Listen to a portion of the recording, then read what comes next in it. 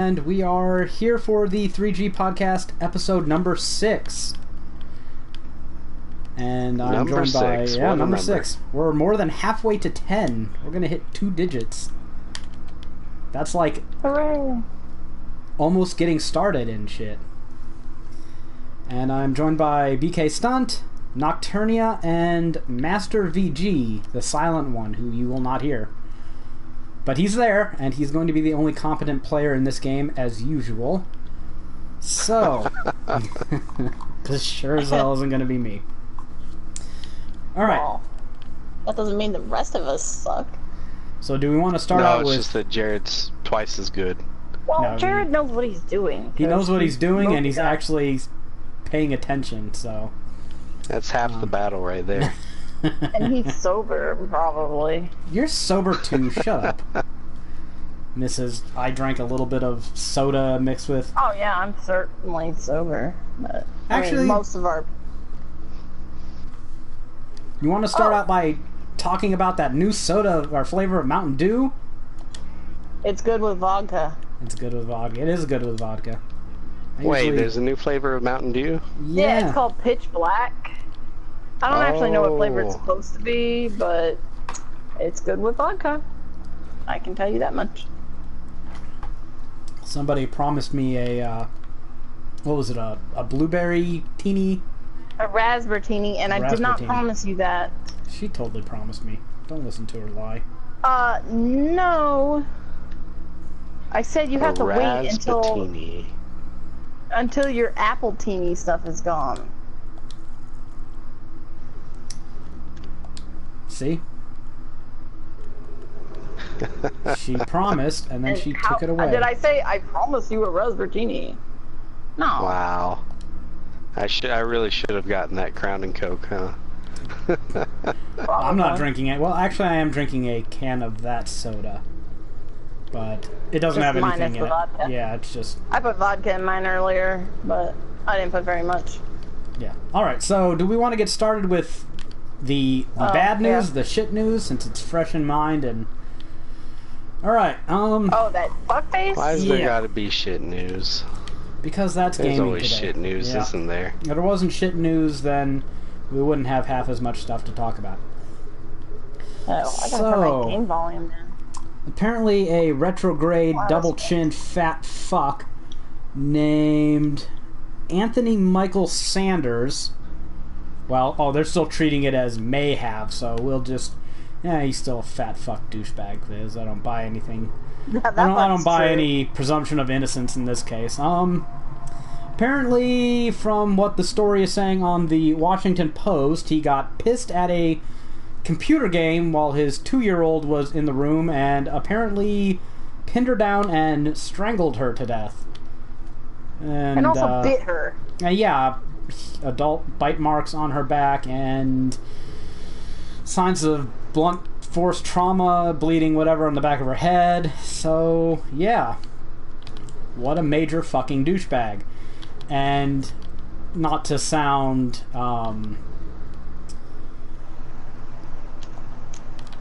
defensive, but this is going to possibly be used to kind of paint all gamers, because this isn't the first time that's happened. There's not a lot of douchebags that went ahead and killed their kids. True, but they do like to use this as kind of propaganda, saying, hey, video games make you violent.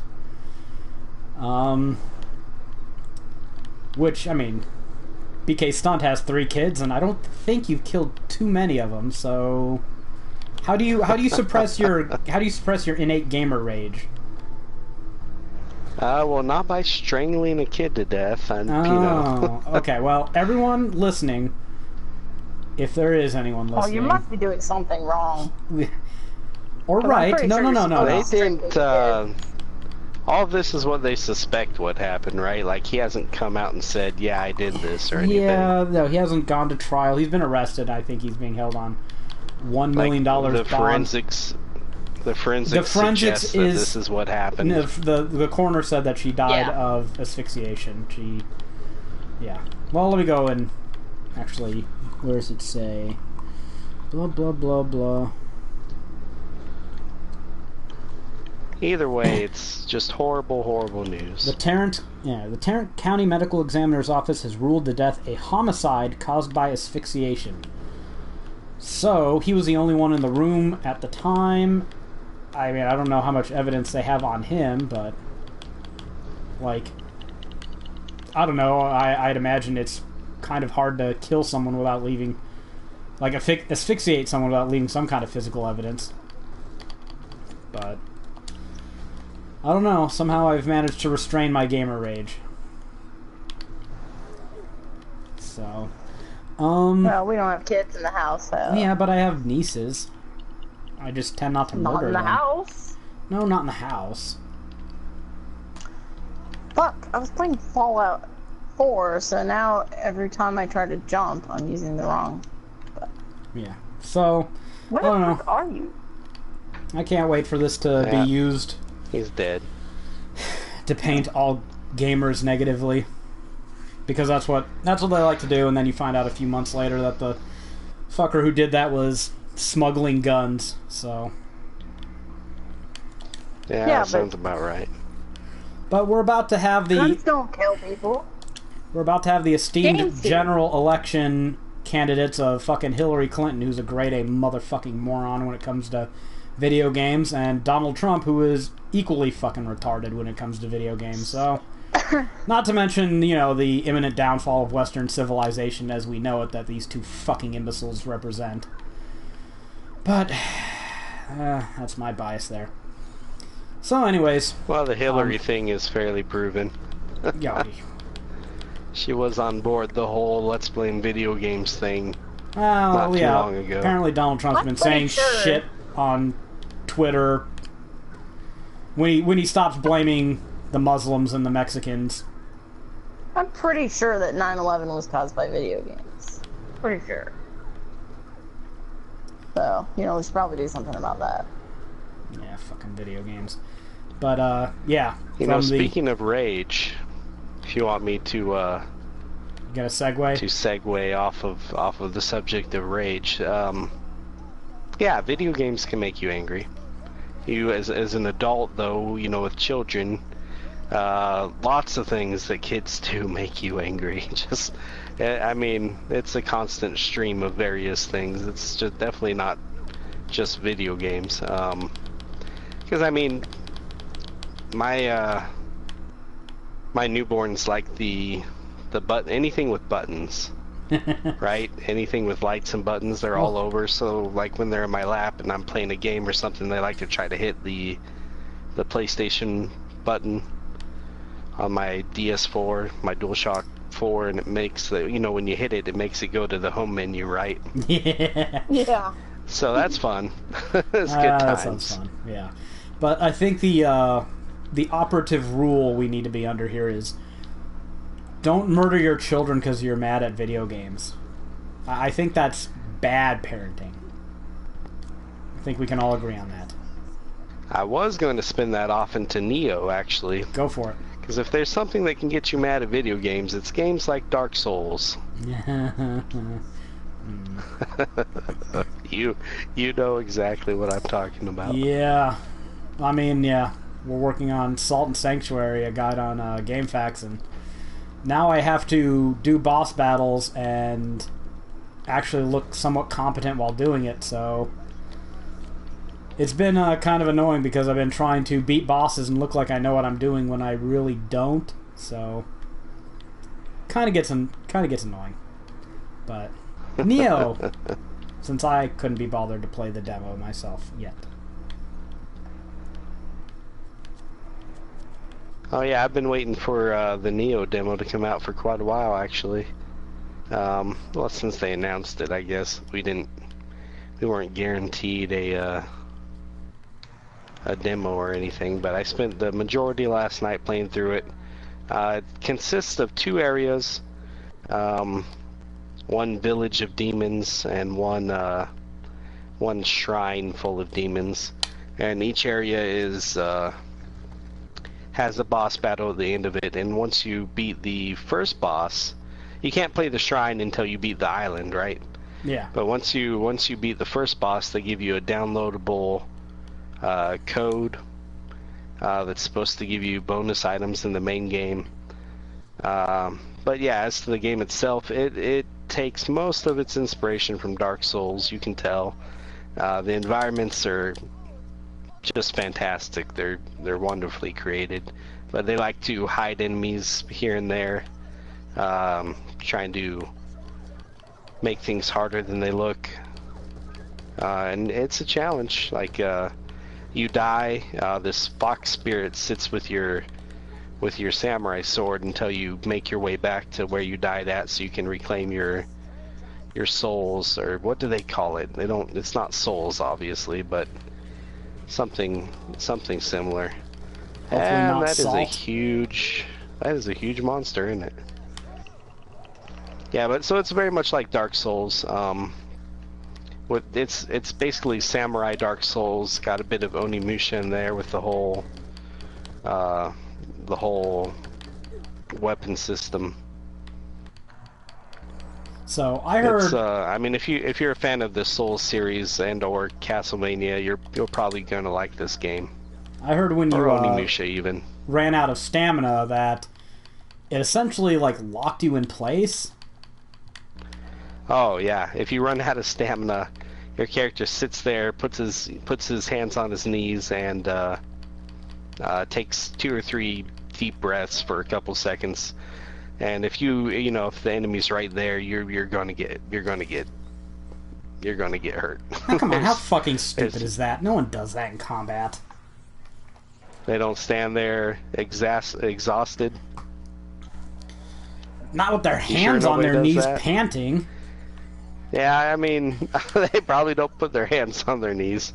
Yeah, I used to do amp guard and shit like that, where essentially you reenact medieval fighting with foam padded weapons, and I'm not in the best cardiovascular condition, and even then I wasn't. And I can tell you that you did other things when you were low on stamina, besides lowering your guard and putting your hands on your knees and panting like a moron.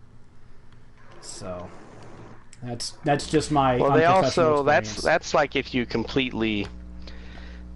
You know what? I'll take some of that back. That's like if you're running and you run out of stamina. If you fight and you run out of stamina, your bar goes red, and you can guard if you want, but it's not going to make a lick of difference. It's gonna get broken through immediately. Yeah, the panting thing is more for running. Yeah. So yeah, I have to correct myself there, I guess. Oh, misrepresenting games. How bad am I? God. Jeez, BK. All right. Yeah, pretty horrible. I need to go play that. I still haven't played freaking Dark Souls yet. So. Oh, I thought you So meant you character. can guard when you're low on stamina, but you're going to get plowed over. And when you have no stamina left and an enemy attacks you, it's a special. Like, they'll hurt you for more than usual. It's a special animation. Well, I heard you were already a 2-hit kill on that game. Yeah, it depends. You gotta really level up at the beginning. Oh, so they give you the option to level up and stuff at the get-go? No, you have to fight. You have to earn it. You earn everything you do in that game. Why am I not surprised? Yeah, it's very much Dark Souls. I don't like the. I'm not sure. Like, well, I couldn't reach you in time. I was close. I don't even know where you all went. Oh, you attacked a badass by yourself. Apparently. No wonder you're dead. Yeah, and Gearbox is retarded, and they couldn't scale a game to save their lives. So you have a game where Well, for essentially, people, you got to scale the enemies up somehow, right? well, yeah, but to make it where every character is basically incompetent compared to every enemy, kind of seems like they balanced it like shit. That's just my opinion. Well, you're not supposed to be by yourself fighting badasses while everyone else is doing One the badass quest. with nothing else nearby. I don't know. I don't have much sympathy. Yeah, I don't either. Yeah, well, it's complete bullshit because Gearbox are a bunch of fucking chumps. And they should probably stop making games while people still believe they have some semblance of competence. Some people who aren't me, I should point that out. These are not the people that play Nioh. I am definitely taken by that game. I love it. Like the I put some boss videos up on my YouTube channel. Oh, already? Huh? You can see for yourself how hard they are if you want. It's rough. It's hard. Like that second boss there, the dang, another badass. The one called Nioh is basically a giant tiger with the tiger body, lion head, snake tail. It's a chimera for all intents and purposes. I probably died to that thing 24 times before I killed it. How many hits does that thing take to kill? It's like an 8-minute video where I'm only attacking when it like falls over. It's not pretty. Yeah, like you have to be patient. And I had the absolute best armor at that point, because that's the second map of the game. You're limited to whatever equipment you can find in that map. Yeah, and it would still kill me in like 3 hits easily. Its lightning attack will stun you in place and then hit you several more times on top of that. Yeah, it's rough. It is hard. Well, if they're copying Souls games, everyone knows that Souls games armor isn't worth anything. It's cosmetic. It's good for the normal enemies, but anything other than that, it may as well not be there. Is generally a problem in Souls games. Yeah. Because it slows you down. They have the same thing in this game. There's, how fast you move is related to your, related to what you're equipping. I don't know. I have Dark Souls 3 to make it over. I'm not sure how much I care to keep going through these games. It just seems like a very tired format that everyone is trying to copy for the hell of it now. It kind of does, doesn't it? Like lately. I mean, like the past couple years. Yeah, it's the Diablo of the 2010s. Action games. Yeah. It's just, I remember back in the day when Diablo and StarCraft, where everyone would copy those two games, and you had a bazillion Warcraft clones out there. I don't know. Well, at the very least, I think Nioh's going to be a decent copy because Team Ninja does know their combat pretty well. Yeah. They're the people that made those Ninja Gaiden games. Do they know their combat better than From Software does? Because I still think the controls in Souls games sucks. The only real issue I had with Nioh was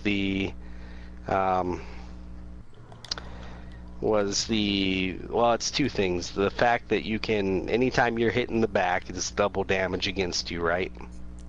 Well, that makes sense. I should probably be saving, I'm on saving. Who knows where? Yeah, who knows where she is. Dang it. Are you serious? Oh, you guys are right next to me. Oh. My character reloaded instead of going to revive you. Something blew up right by me, though. Oh, that little fucker was throwing grenades. I don't know. It's just. So yeah, you get hurt double if you happen to get hit in the back, and unless you're locked on to somebody and use the guard key a ton to face them, it's very easy to try to put some distance between yourself and them, and subsequently get hit in the back. So I mean, how do the characters move, and how does lock on? How well does that work? Because I don't know. In Souls, it works fair enough, but it's a challenge with multiple enemies. It's R3 to lock onto somebody, and then you're supposed to be able to flick the right joystick to move between who you're locked on, and you're facing multiple enemies quite a bit. Like there's a couple things you can do to try to bait enemies out with shurikens and whatnot, but you're facing multiple enemies quite a bit. Because in Souls, I feel that after 5 games...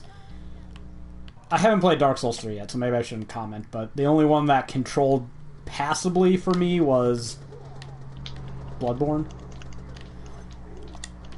So... I've yet to play Bloodborne.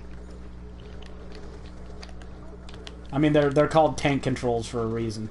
Now that's Resident Evil, but this is a different kind of tank. Your character feels like a mech in the Souls game because they move so William's slowly. William's the name of your character in Nioh.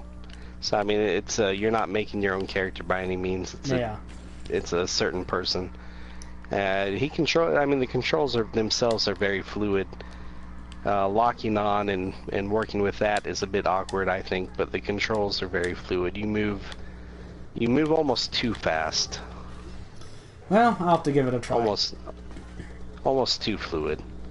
They also have ranged, because you'll get a bow eventually. That's, your only real ranged option besides shurikens that are, on your item slot. And that's a dedicated R2 button, so ranged is pretty easy.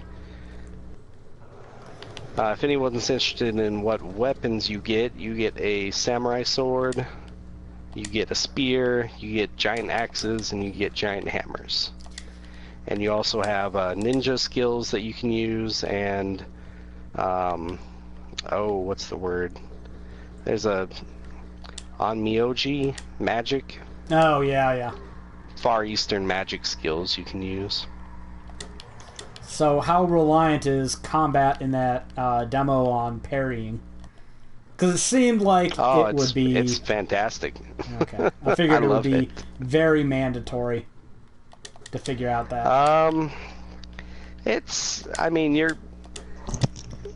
You're probably not going to get too far if you can't master parrying, but it's not absolutely mandatory. You could always equip one of the giant weapons or a spear or something and, try to keep people at bay with brute force. Hey, that sounds like a plan. But parrying itself is fantastic. He's got several different options you can choose from. Like, you can do it with spears even. Like, when you parry with a spear, you twirl the enemy's weapon with your spear shaft and throw them on the ground. And then, of course, you can do a special ground attack on the enemy after that. So when you look good, but most of the time the game's just punishing you. Oh yeah, it does its best to punish you, but once you start getting a hold of the systems and knowing what you're supposed to be doing, you look fantastic. For example, they also have a thing called key resonance, because the name of stamina in the game is key, right? It's not stamina. Can't be too much like Souls. But as you use your stamina bar with your attacks, it goes down, obviously, right? Well, if you wait a few seconds after your attack chain, this blue light will envelop you, and if you change your weapon stance, when you see that happen, and it can be with any weapon, you gain back a good chunk of your ki, so you can string along multiple attack chains if you're good enough. Oh, sounds like something I'll have to try out. Get my own taste for it. It's definitely more. That alone leads it to a more action feel vibe that the Ninja Gaiden devs would think of than any Dark Souls game that you've played. Guaranteed. Ninja Gaiden, fuck it. Did you play those old have you ever played those old Ninja Gaiden games? Unfortunately, yes. The NES ones or the Xbox ones? NES. Which ones? NES. Well, one of the Xbox ones. How about the Xbox ones? One of the Xbox ones. Can't remember which one. Ah. Or was there? Were there more than one? I don't remember. I played one of them on Xbox. They had 3 Xbox ones and they had 3 NES ones. Yeah. And those are all hard as hell too. Yeah, the last thing I needed was one of those mixed with Souls.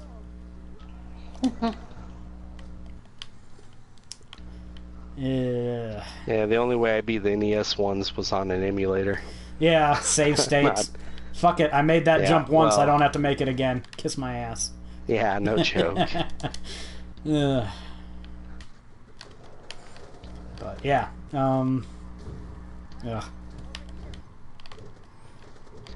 that's unholy combination. I like the game. I can't wait for it to come out. I'm definitely going to write for it. No, for fuck's sakes. Now, see, that honestly is probably a game that doesn't need a guide. Like a video walk. No, a video walkthrough maybe, but probably not a text guide. Oh, I disagree. Well, you would, Mr. Media. Plenty of hidden things. They have these kappa shrines that you spin your souls at, and you can enhance them by finding little kappas around the map and sending them to their brothers and sisters at the shrine. So there's some hidden collectibles. There's plenty of hidden loot. The bosses are hard as hell. Yeah, the boss videos would be a fantastic addition to a guide for that. I agree. So, any idea when this is coming out, or have they not? Do they not? No idea. Okay. Well, we do have an idea when something comes out, and that is Nintendo's next console. Because, this wasn't that good. I like that. Alright, apparently the NX is coming out March 2017, and Zelda Wii U has also been delayed to coincide with that and will appear on the Wii U and the NX. So, if you all don't read corporate Nintendo, let me translate it to you. That is, fuck you, the Wii U is dead, we got your money, eat a dick. Courtesy Nintendo. But we want more money for the NX. So yeah, I can't believe I was in Slack earlier and even on online forums and especially Twitter, people were like, "Well, what does this mean for the Wii U?" What do you mean? What does it mean for the Wii U? It's like asking, what does it mean for the dinosaurs? They're fucking dead. They've been dead forever. How the fuck do you not know this shit is dead? I don't know. Some people, the denial on them. Well, here's your sign. Yeah, really. Yeah, seriously. This probably a pretty good indicator that the Wii U is dead when even Nintendo abandons it. You know, kind of like the Vita. Shut your mouth. See how I said it right this time? Where's my praise? Oh, well, you're improving. At the very least, the Vita actually has third-party dev support. Yeah, something the Wii U never got. Ah, damn. Here I am being a... Yeah, way more than the Wii U. Here I am being a vicious asshole. I'm laying it all out and leave it to Bkstunt to just needle them. That's great. I love it. I gotta justify my purchases. Did you buy a Wii U, or are you just talking about the Vita? I did Vita. not. Okay. I did not. I'm talking about the Vita. Okay. Well... I did not buy a Wii U. Yeah. And for fairly good reason, I guess, huh? Well, I mean, come on. It was not premature back in 2014 to say this thing was dead. So in 2016, that people are surprised. It's just like, how? What rock are you living under that this is news to you? I mean... Well, there's a couple things I'd play on it, but you know what would be fantastic? Third-party support? Well, that's way too much to ask for to start with. If the NX has backwards compatibility with the Wii U, it is definitely over. Okay. It does, I think. Well, I shouldn't say that because I don't know. I'm just... See, here I am trying to be intelligent and just assuming how the hell could they release this after not even, 4 years? Has it even been 4 years since the Wii U came out? Whatever. How can they release a successor console without backwards compatibility? It is unfathomable to me that they would even think of such a thing. I might be giving them the benefit of the doubt, but since you brought it up, and I don't want to come off as too much of a sanctimonious Nintendo hating ass, even though I am, I will say some things that the NX, in my opinion, must have to compete. And if it doesn't, then you can count this as another dead Nintendo console. In my humble, uninformed opinion. And since we don't really know anything about the NX, because it's all been hoaxes up until this point, it's pretty safe to say this is all speculation. Like Bkstunt said, it has to be backwards compatible with the Wii U. You cannot hose people like that and expect them to keep giving you... Well, I guess if you're Nintendo, you can, because everyone who buys your stuff is an idiot anyways. Well, I guess I bought a 2DS, so I'm in that camp too, and Fire Emblem, so yeah. Well, you know, those games are 3DS, 2DS, they're all compatible with the DS, which has a huge and fantastic library, so well, see, there you go. That's a good purchase. But do we agree that it has to be backwards compatible with the Wii U? Absolutely. In fact, I would go so far to say that if it's not backwards compatible, it's not worth buying. It's a non-starter. Right. These are all things it may be worth buying if you're an absolute Zelda fanatic that, you know, I'm going to buy this console for this one game, but it's not going to be on the Wii U too. A monster if it's not. But yeah, these are all things I'm listing that the NX must have, or it is non-competitive. It is dead at birth. And one of them is backwards compatibility with the Wii U. Another thing it must have is it must be at least as powerful as the vanilla PS4. Nintendo, from what I've heard, has been kind of washy about this point, and it makes me think, are they insane? How can it not be as powerful as the PS4 in 2016? It has to be. It absolutely has to be. The Sony is making the PlayStation 4 Nioh, which is supposed to be able to... I've seen the specs. Some of them look fairly considerably beefed over the vanilla PS4. So, to think that you would release a console that is going to come out outdated again, mind-boggling. It cannot happen. I refuse to believe that Nintendo is this stupid. And if they are, then they are twice as worthy as all of the shit that I've ever given them. I'll buy a gun box.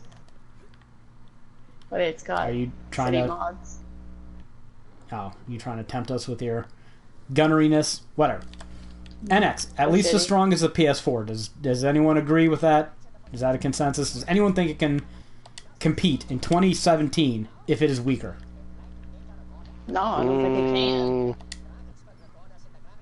Because some people do. I'm not one of those people. I think it could compete, but just not at the same level. Kind of like what they've been doing. It needs to try to do it at the same level. Do you think this console, that the NX, is a success if it doesn't reach 20 million like the Wii U?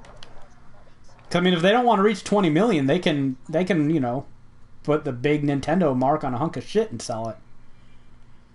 Yeah, that's true. No. Microsoft is talking modular Xbox Ones, right? And PlayStation 4 is talking the Nioh, and I have my own concerns about that. I'm not saying those are necessarily good things, but if they are at least decent, and you release a console like the NX, and it is underpowered from the start, again, I mean, that's one of the huge problems with the Wii U. And the reason why it's a problem with the Wii U, and this is a third thing that the NX has to have, is it has to have third-party support. We would not be talking about the death of the Wii U at this moment, and for the last 2 years, if Fallout 4, The Witcher 3, Call of Duty, the newer Calls of Duty, whatever, if all these games were on the Wii U.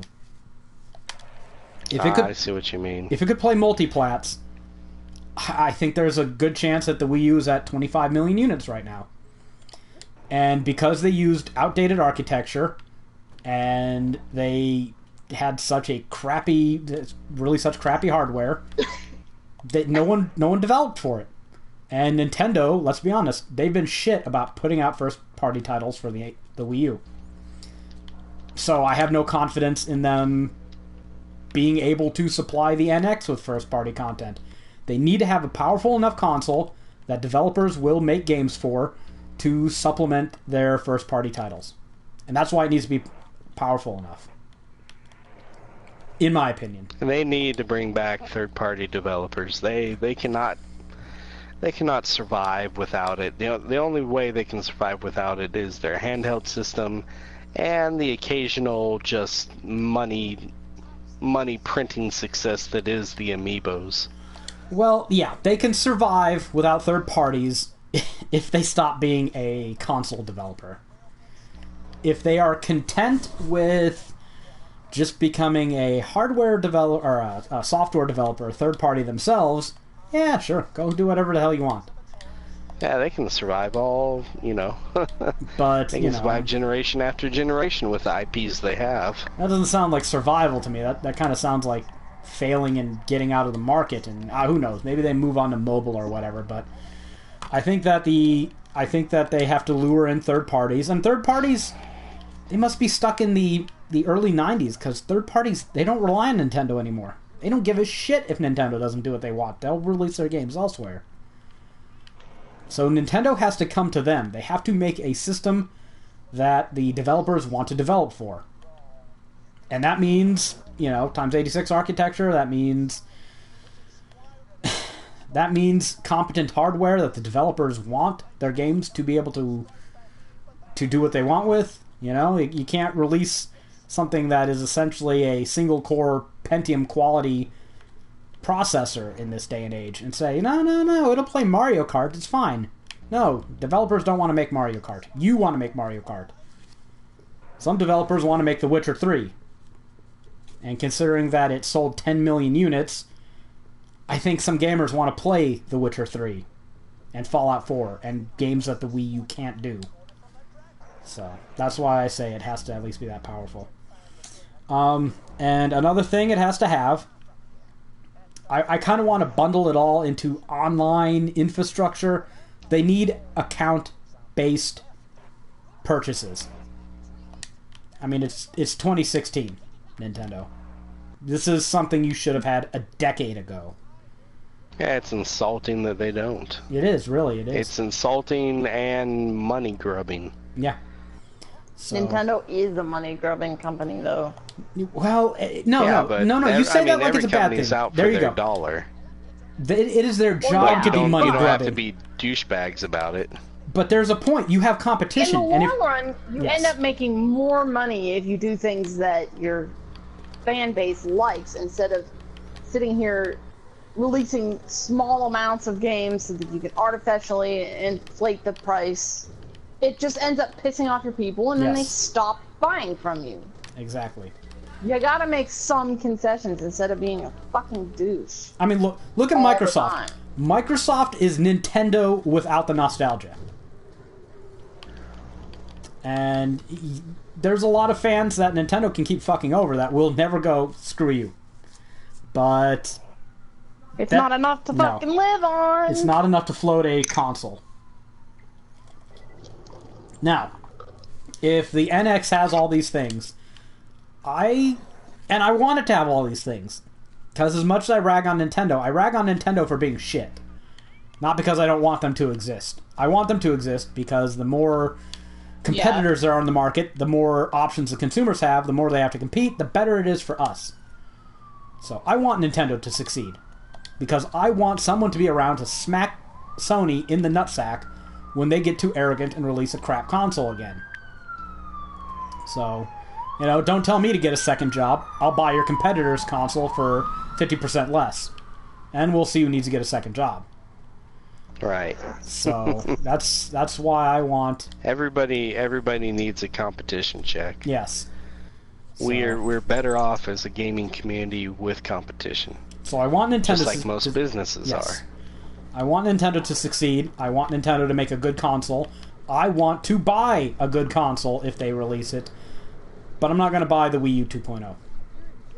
I'm not going to... I mean, I don't consider myself a very savvy consumer. I avoid making huge errors of judgment when it comes to buying hardware most of the time. But sometimes it's just obvious. Like, if you saw the Wii U and went, oh yeah, this is going places... I don't know what to tell you, except I've got land in China, and I'll sell it to you at $15 an acre. No questions answered. So, those are the things that the NX needs to survive. If it doesn't have those, Any of those, in my opinion. It's a non-starter. Those seem like the bare minimums to me. They do. I think I'm being incredibly generous. Like, as long as they have those 3 things, I think they've got a shot. And not at outselling the PS4. I don't think that's an option for anyone at this point. But, you know, do I think it is impossible if the NX launches with those 3 things to sell 50 million units in 4 or 5 years? No. I don't think it's impossible at all. So, agree, disagree, whatever. Those are my opinions on that. And also, postponing Zelda, the game everyone is waiting for, and releasing it on the NX, it just kind of feels like a slap in the face to Wii U owners to me. Yeah, it's hard to deny that. So that's basically telling them, listen, we don't really care. This is the move we're doing to make sure the NX sells better. Yeah, I mean, I don't know. I think at this point, Nintendo kind of just owes its fans an apology for the Wii U. Maybe they could do something like, hey, if you bought a Wii U, you get $100 off the NX. I don't know. Something. Maybe I'm living in dreamland where corporations just don't have their own best interests in mind, but I think you owe them something. I mean, because they also bought all these digital games, presumably, and you don't have account-bound systems. They're locked onto this dead piece of shit console. So maybe I'm not being that far out there when I suggest this stuff, but anyways. Yeah, not really when you think about it. Because I got one of those new 3DSs, the big ones, the XL. And all your games don't work. Can't play my Shovel Knight on it. Yep. It's on my old 3DS. So, pretty shitty of them. And Nintendo is supposedly not going to be talking about the NX at E3. That's stupid. They are not going to be talking about it at E3. That is the news that we're getting about their E3. So, I don't know why you wouldn't talk about this. We're probably going to hear about the PS4 Nioh.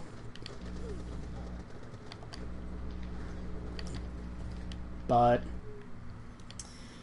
did we talk about the PS4 Nioh at any point last time? Yeah. I think we did.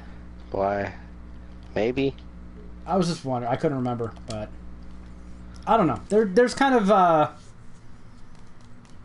mixed views on that. What is everyone's view on? Thanks for the revive, by the way. What's everyone's review or idea on a upgraded PS4? Let me see if I can find. There was a They're going to start needing to do this more and more, is because you want your console life to be. You want your console life to be around a decade, right? No. Where did that come from? I was just going to mention that. That's what they've historically been doing for years and years. No, they have not. We are on the 8th gen.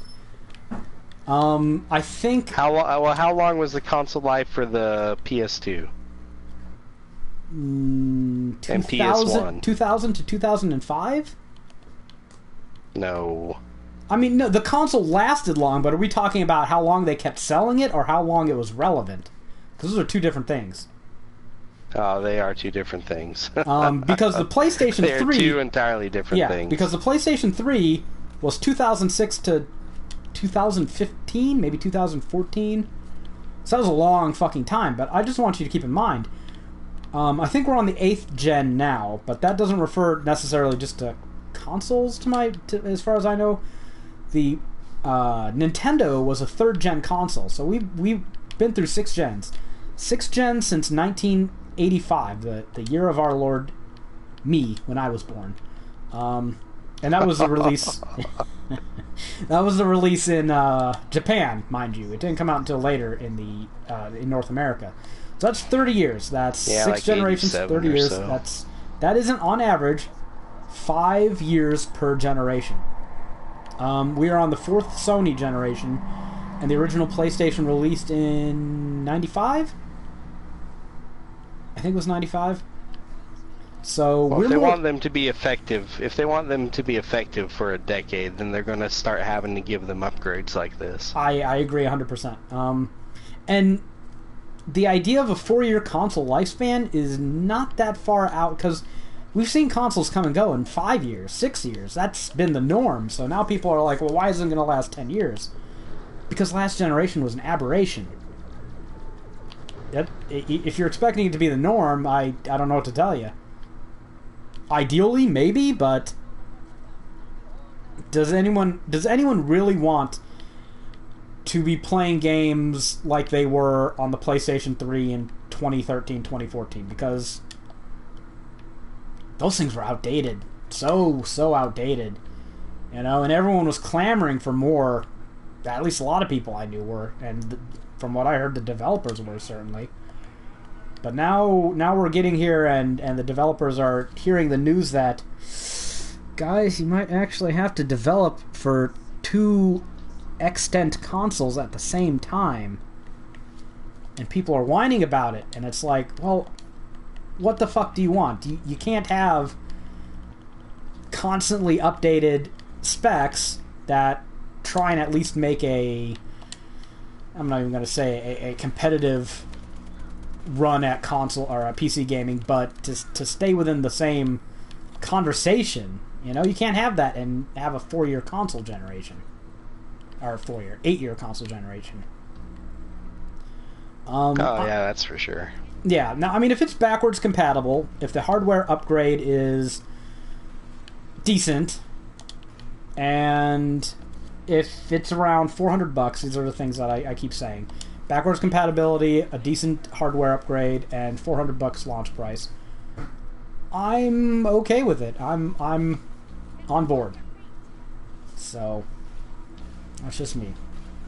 Now I went and looked, and they have some specs. Supposedly it's a Eurogamer, so however much you want to trust them. I thought they were one of the better sites. They have some supposed specs for the Nioh, if it's not too boring to just read specs to people. It's probably not very good while I try to play this game that I'm... Where did they get these specs? Are these leaked? I will go look, because it's on their article, so you'd assume they'd say. Try to keep me alive while I look at this. Blah, blah, blah, blah. Tackle the issue. The release window. Blah, blah, blah. The spec leak is confirmed. Where do they get the... I'm trying to read it quickly, but I don't... It's interesting talking about like what we expect of the NX. I love... That was fun. I love that kind of stuff. Do you? That's wild speculation and talking like we're half-cocked experts saying, Nintendo, you need to listen to us. No, you know what? Fuck it. Well, there's no way they don't know these things. Yeah, they're the common complaints. I've been playing consoles. Well, not consoles for 30 years, for 25 years. And I've been gaming since I was 4. So, it doesn't really make me a hardware expert, but as a consumer, I know what I want. And I have some ideas on what might work in a market, what I'm interested in, and... You know, maybe I'm representative of a slice of gamerdom, right? I'm not a market unto myself, but I could just be representative of a larger market. So, take what you all hear me say as wild speculation from an uneducated layman, because that's what it is. But, if you find yourself thinking the same things, maybe there's something to it, right? So, well, we're fighting a lot of stuff now. A second generation test kit, again not based on the actual retail shell, goes out in June. Sony gives more intensive Nioh briefings at its DevCon in May. Is this speculation? Or is this actual stuff?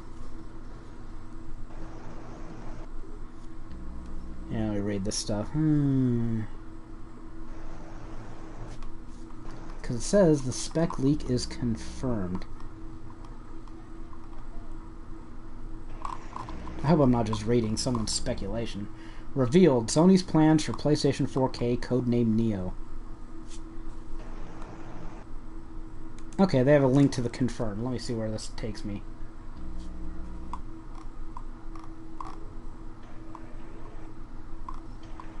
Well, whatever. I don't feel like sitting here reading quietly while... So let's just treat this as speculation, and there's a Eurogamer article. You can find it. Just do a Google search for PlayStation 4 Nioh specs. And if it's from Eurogamer, you should get to the right place. The base PS4 is supposed to be 8 Jaguar cores clocked at 1.6 gigahertz. The Nioh is supposed to have the same thing, but at 2.1 gigahertz. Right? That's a 33% increase in in CPU. The GPU on the PlayStation 4, 18 Radeon blah blah blah blah compute units at 800 megahertz. On the Nioh, it's supposed to be 36 compute units at 911 megahertz. That's 2.3 times as many flops. That's a noticeable increase in GPU there. Now, the memory, which to my knowledge on the PlayStation 4 was already pretty good, 8 gigabytes GDDR5 at 176 gigabits per second, whereas the Nioh will have the same thing at 218 gigabytes a second, which is a 24% increase in bandwidth. Hey, come up where I am. Where are you at? I don't know where you're at. While you're reading it. Oh, I'm done reading it. That's it. 2.3 times more flops, teraflops, 1.3 times boost in CPU power, and 24% more memory bandwidth. Should definitely be noticeable. Yeah. And I heard somewhere, maybe it's from the same article, that Sony has told developers that there will need to be a Nioh mode for all their games after October, and they want to focus on frame rate, that the frame rate must surpass that of the PlayStation 4, and resolution and graphical fidelity should not take a preference to frame rate. Here, follow me. You seem like you're walking around in circles. Yeah, because I was reading. Okay. Take me to where I need to go. So, what does everyone think of those specs? Or at least BK, because he was probably listening. I think developers probably won't be, well, some of them, for sure, won't be too happy about the 2 modes requirement. Like, there's no way that everyone's gonna be happy with that. Yeah, but it just seems like such pointless bitching to me, because, and some developers supposedly have already complained about it, but when you make a game for PC, which most of them do, if they're multiplats, how many chipsets and cards are you already developing for? You're telling me that this is going to be so much extra work to add another, I mean, just essentially a boosted version of what the PS4 already has in it? So, I don't know. I mean, I can see them bitching, but it just sounds like whinging, you know? Yeah, well, you know, if they want the game to be on Sony, they're probably going to have to do this, so. Yeah, that's the word. That Sony is making it something quasi-mandatory, so. What the hell?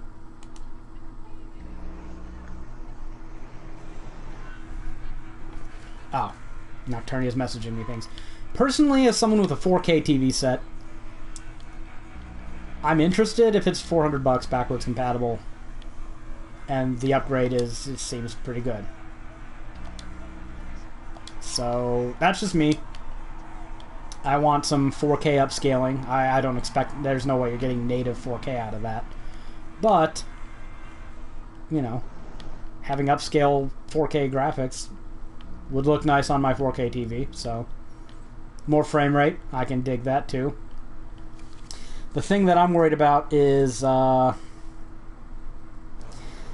PS4. By the time that comes out, it might already have 50 million units sold, if you can believe that craziness. And if that's the case, it's probably going to be very easy for developers to ignore the Nioh or not put as much effort into optimizing games for it as they could. And that will make it very hard for the Nioh to succeed if developers are fine with giving it the short stick and continuing to develop for the PS4. And it's hard to blame them at least because it will have the backwards compatibility if nothing else. Yeah, it's supposed to. But there's no one saying that actually accounts to anything. You know, like all the games that have already released, I don't think they're required to improve themselves for the Nioh. Oh, yeah, I doubt it. So, I mean, I hope it goes somewhere. I hope that Sony is as smart with it as I want Nintendo to be for the Nioh, the NX, but you know, there's just no telling. There's no telling how the devs will respond, and if it's not adopted widely by the market, I think Sony has to kind of go out of their way to make it appealing to people.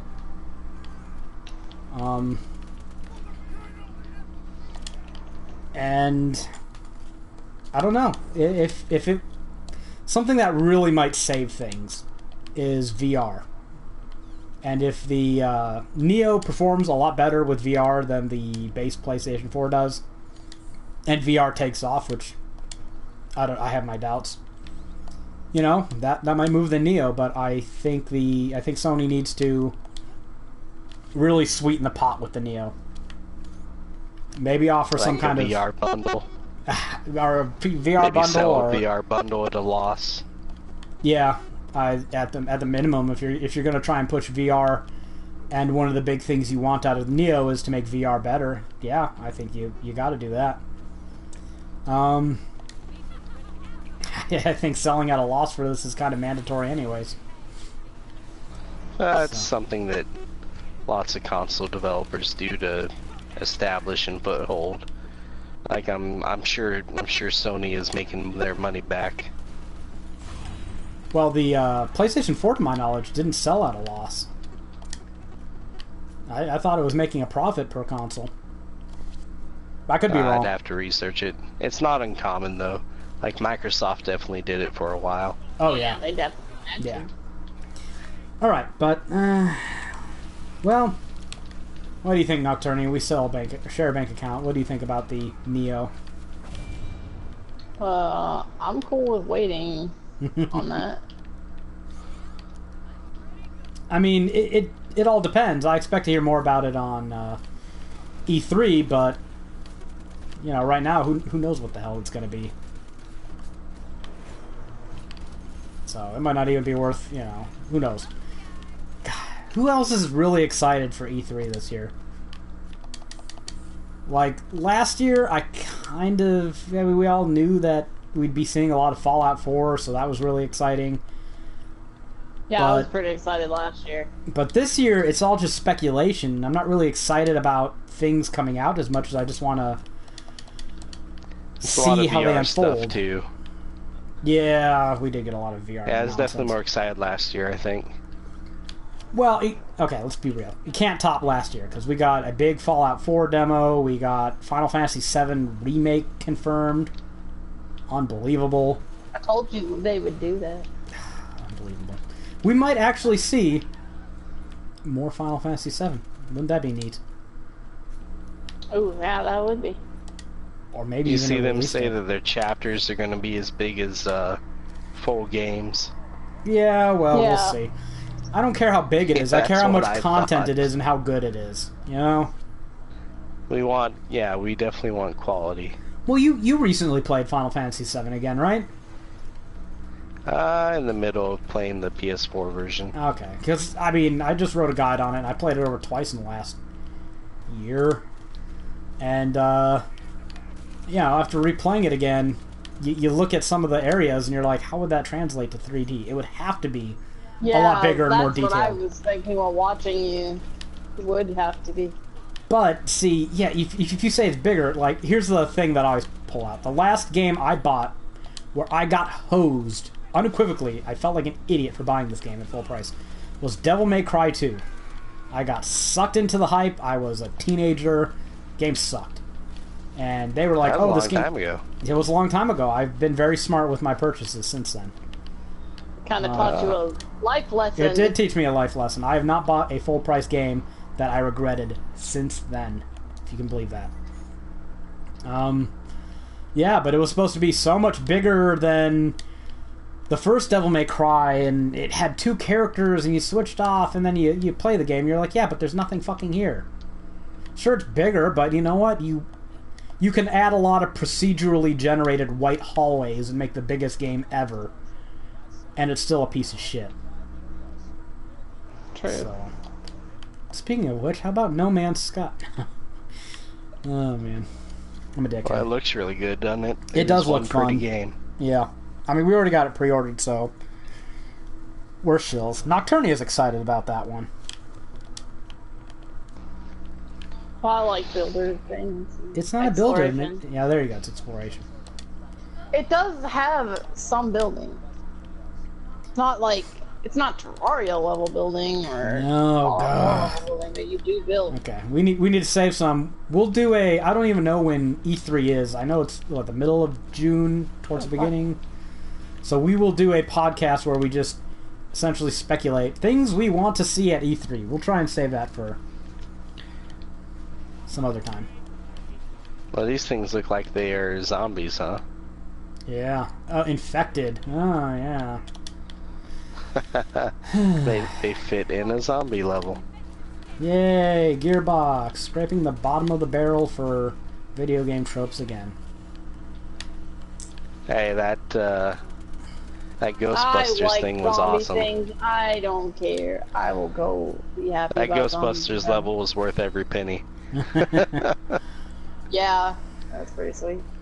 And if I remember right, in Borderlands 2, they've apparently announced Borderlands 3, by the way. We stream with Borderlands, and we had yet to bring that up. My goodness. Right. Borderlands 2 had you fighting the mutant ninja turtles at one point. Yes, they did. They had a clever name for them. Yeah. I can't remember what it was, but I do remember that. Yeah. Yeah, I don't know if it was actually Borderlands 3 or if it was... I thought I heard something about it might be a different IP or something, but I don't know.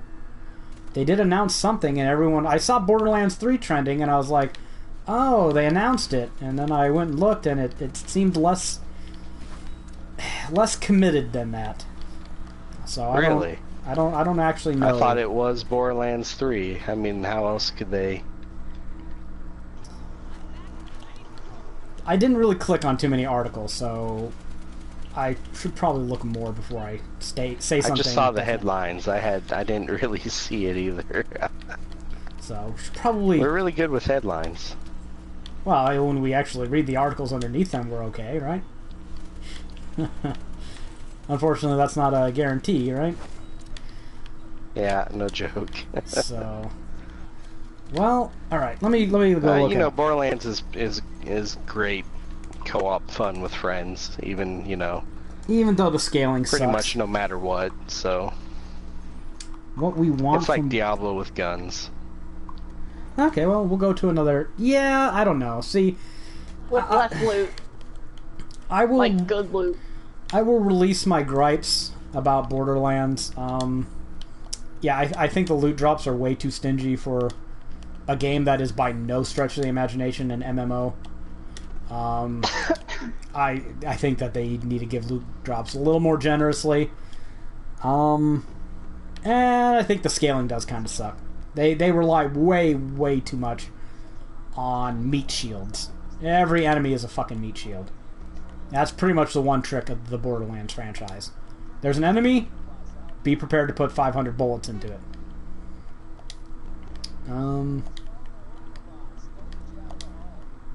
But those are just my gripes. Not everyone will necessarily feel the same, right? So, let me see. Gearbox confirms that Borderlands 3 will be its next game. Has officially announced at a PAX East panel attended by Eurogamer that will be developing its third Borderlands game. The pre-sequel was created by 2K Australia. It's no secret. Yeah, they do have a few 2K Yeah. studios, don't they? Okay, so no, it is announced. We don't even know if we're going to call it that. We could call it Borderlands 4 for all we know. Don't be stupid, Gearbox. Don't be Microsoft. So, yeah, I guess it was confirmed.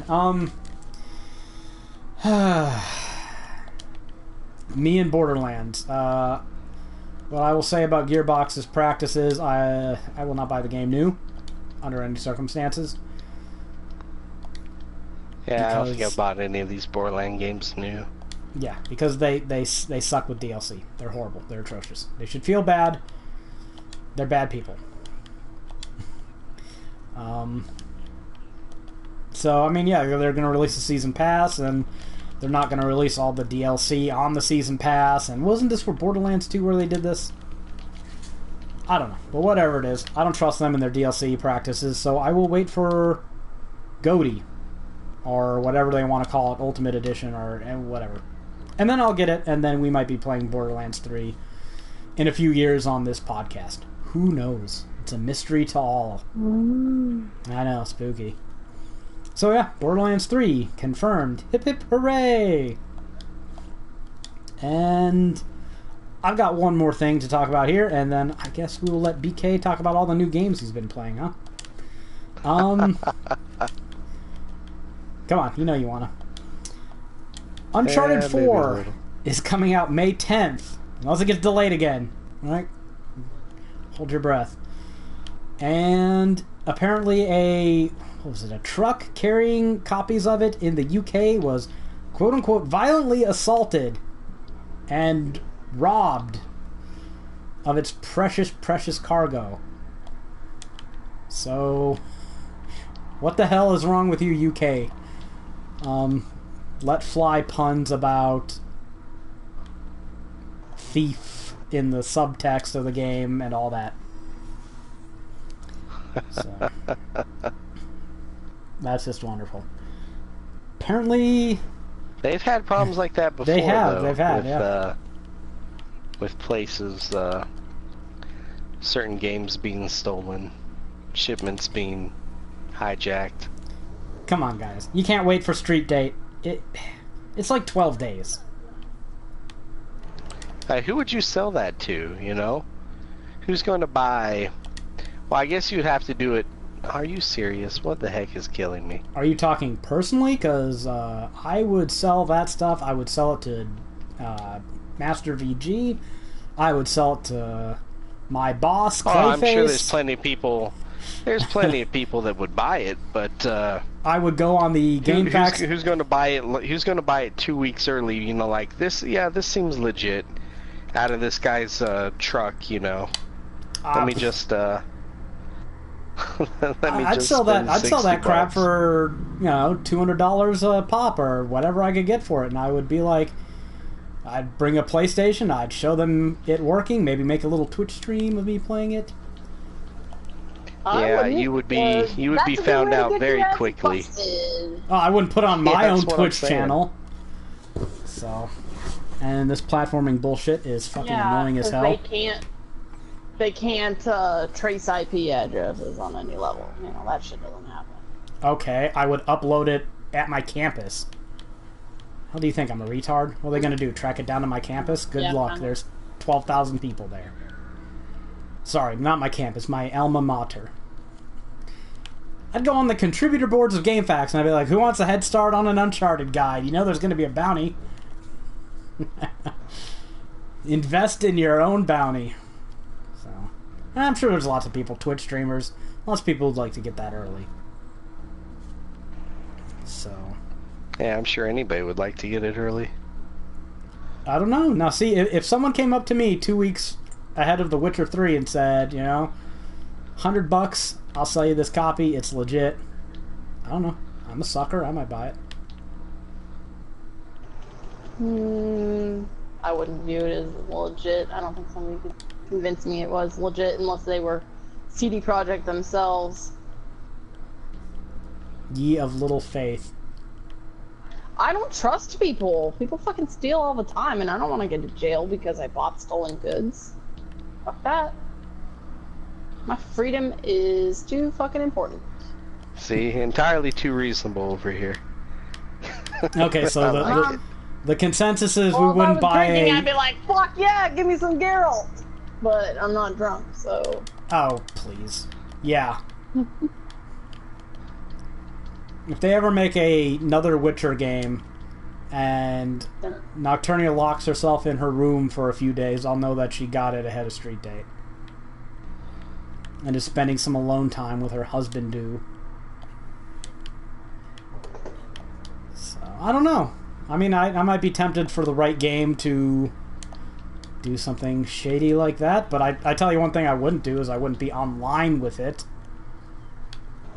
Or selling 200 copies, or 10,000 copies, or whatever they stole. Yeah, whatever it was, ridiculous. So, but no, I mean, come on, guys. Wait for street date. What the hell? If they already have physical copies of it, it's not going to get delayed again. I think you're going to be okay. So, alright, what games have you been playing recently, BK? Oh my, quite a few. Quite a few. We could spend, I've had quite the sampling in the 2 weeks that it's been. So, the PSN launch party, right? Yeah. Is over, I think. Like its 6-week run is done. And, I ended up getting 4 of the 6 games that came out for it. Crazy. But the recent ones I played through from that are... here, go ahead. I'm just gonna follow you guys. I don't know what I'm doing. Ours, the first one is the very, very generically titled, I feel like a dork even saying this, Stories, wait a minute, no, it's Destiny, it's so generic you can't remember it. Hold on. Hold on, it's bad. Okay, here's Path of Destinies. To go on my dash screen just to remember the damn name of this game. Stories, the Path of Destinies. Are you kidding me? Really? Sakes. Like, are you guys just trying to get him some buzzwords in there? Really? I can't wait for their sequel game, The Stuff with Things. The quest for more loot. No, see, that almost sounds like cheeky.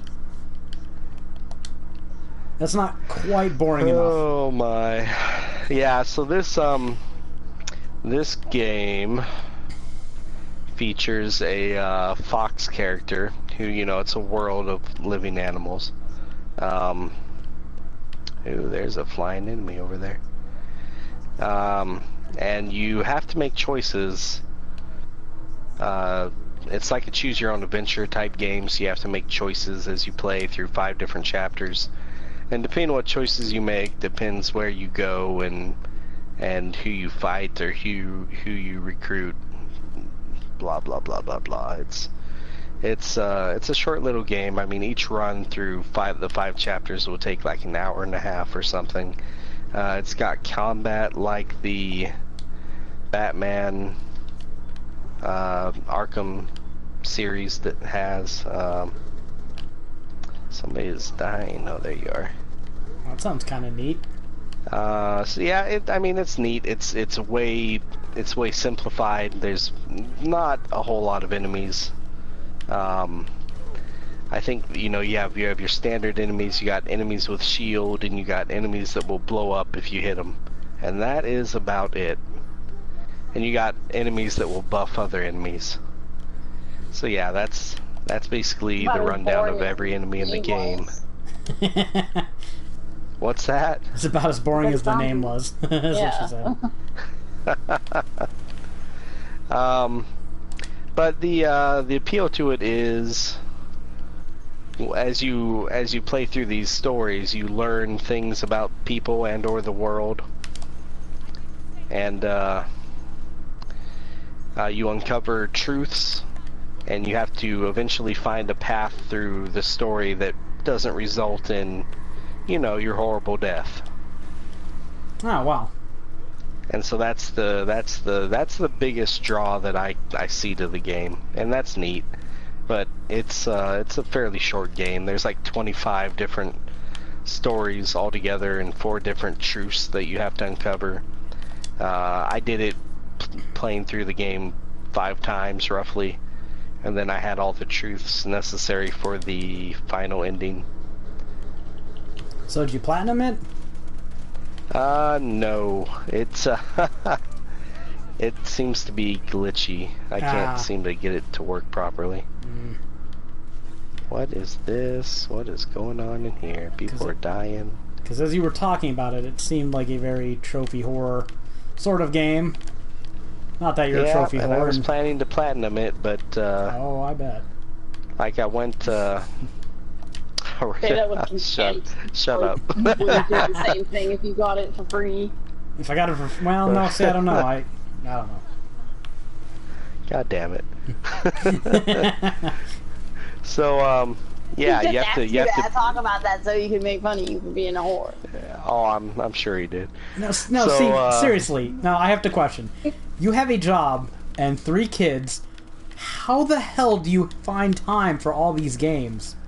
Like, I really have to know. You must be. The only thing that Haeravon does is play games. And I can't keep up. Nowhere near the level. Well, you know. All he does. That's it. See, that's not fair because he mows. I was an Xbox guy at first, and I've only been earning trophies since... Well, I had like 1 game where I earned trophies before 2013, so... I haven't been doing the PlayStation trophies thing for half a decade like some of these people have. Oh, that's what's killing us is that damn fighter jet. Well, there's been more than one of those. I killed one that somebody else had taken partially down. And he so writes you got a late guides. Start on the trophies. I hear you. Bkstunt. My achievement score is very low. It's nothing to be proud of. I think my achievement score was like 40,000. At the end, mine's like 10. Yeah, which isn't like anything spectacular, but it's, you know, if I don't know. Yeah, it's not worth getting. I like trophies, but I honestly can't just sit there and grind through games because I lose interest and I want to play something else. Like yeah, and this trophy to get this platinum is definitely a grind. You have to go through all 25 paths, which well, probably wouldn't take too long, but I went to go, when I woke up, while we were talking about the podcast, I went to go play through some of them, because, you know, it's a grind. If it's a grind, I'll do it, you know. It's, I've got the platinum for freaking Gauntlet, for Pete's sake, you know. Yeah, well, that's... grinding's no big deal. That shows your tolerance for grinding. Now, see, I like grinding, but I like grinding to get, you know, awesome loot, or... Trophies are okay, but, I don't know. Nowadays, it kind of has to be a game I like, and even then, like, I don't think I'm ever going to plat The Witcher 3, just because I don't care. I don't care to play the hard difficulty and any of that nonsense. Yeah, hard difficulty can be fun. It can be, but I like, my schedule right now is, they want me to add more stuff to Final Fantasy VII, which is fine, because I really like that guide. I think it's my best one, in fact. And then they want me to go and add the Witcher 3 DLC, and they patched it that game like 13 times since I wrote the original one about a year ago. And oh, really? Yeah, so as much as I'd like to go through and the hardest difficulty and get the trophies for all that, I kind of just want to get through it, play it again, have a good old time, see what needs to be changed, fix my guide, you know? So yeah, even that would take a while though. Yeah. So it's kind of a time thing, you know. Yeah, I went to go play through a couple paths, and one of the choices that should have been there wasn't freaking there. Yeah. And I've read online that people have, you know, done the requirements and not got the trophy, and it just seems like it's a mess. I'd rather play other things at this point. Yeah. Like Nocturnia, she's nutso about Fallout 4 right now, so she's eager to get back to that. Oh boy, we got Far Harbor coming up too. We do. Oh man, I'm so excited for that. I can't even. I don't even know like why I'm so excited. I'm irrationally excited about it. Like it's the first proper DLC. Maybe I don't know. Like, how fatigued were you, Fallout 4 fatigue, after we published that Fallout 4 guide? Quite a bit.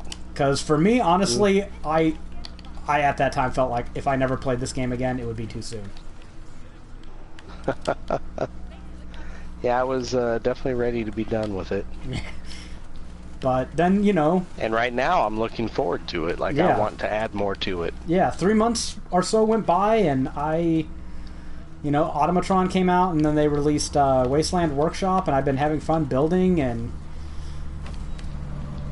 I'm digging it. I want more. Right, I said earlier they released the... Did I say they released the Fallout 4 mod toolkit? And the PlayStation 4 is getting it. No, you haven't mentioned that yet. Did I not mention that? Wow.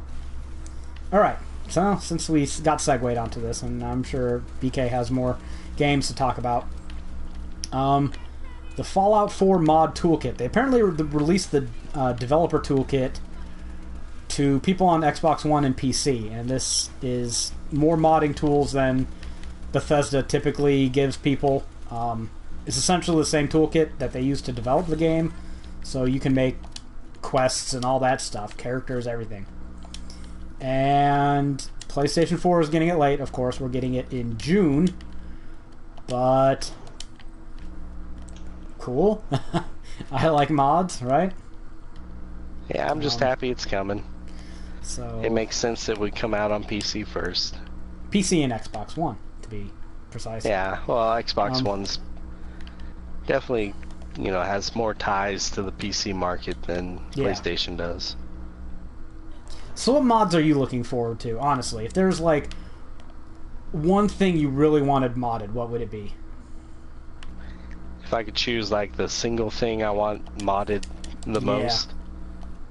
Probably those, killing off, what's-her-face, shoot, what is her name? You know who I'm talking about. I think so. Like, I want her dead. I want her dead so bad. Oh, Marcy, is that her name? Yeah. The people that come with you with yeah.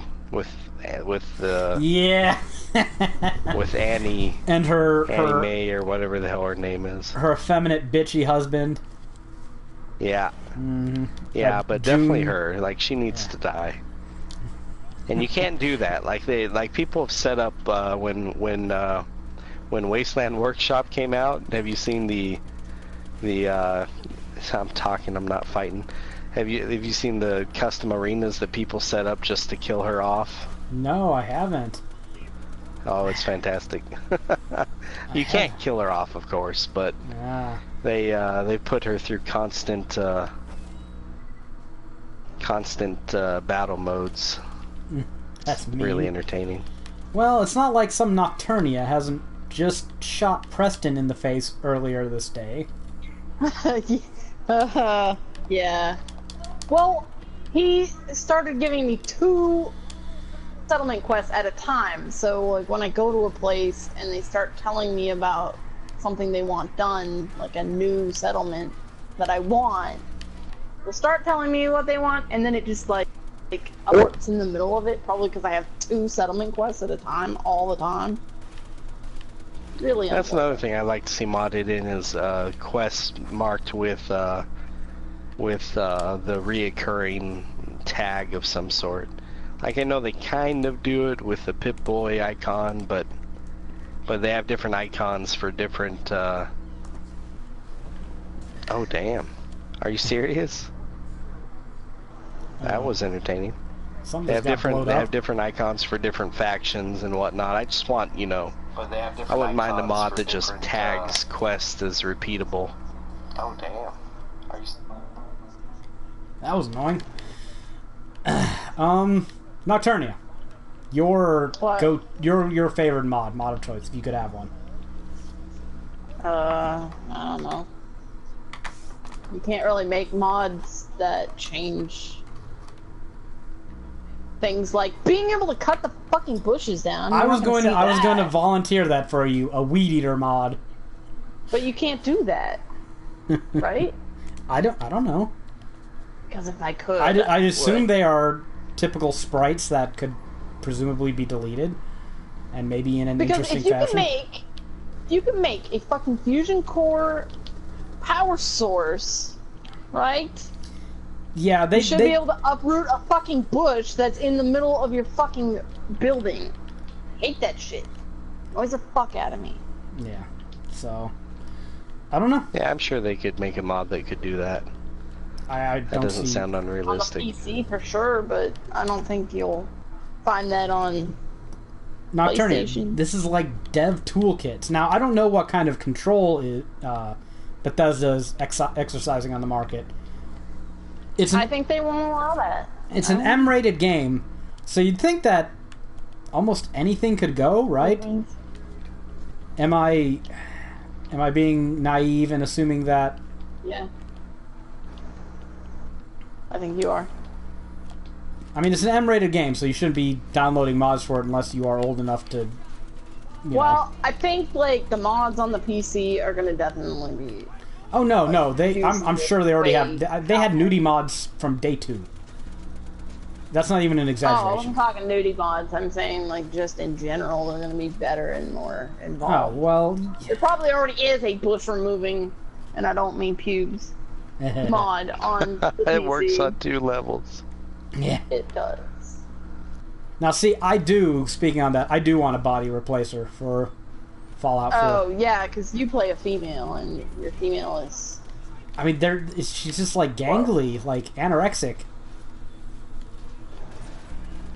I would also like someone to mod different clothes to be able to be usable with ballistic weave.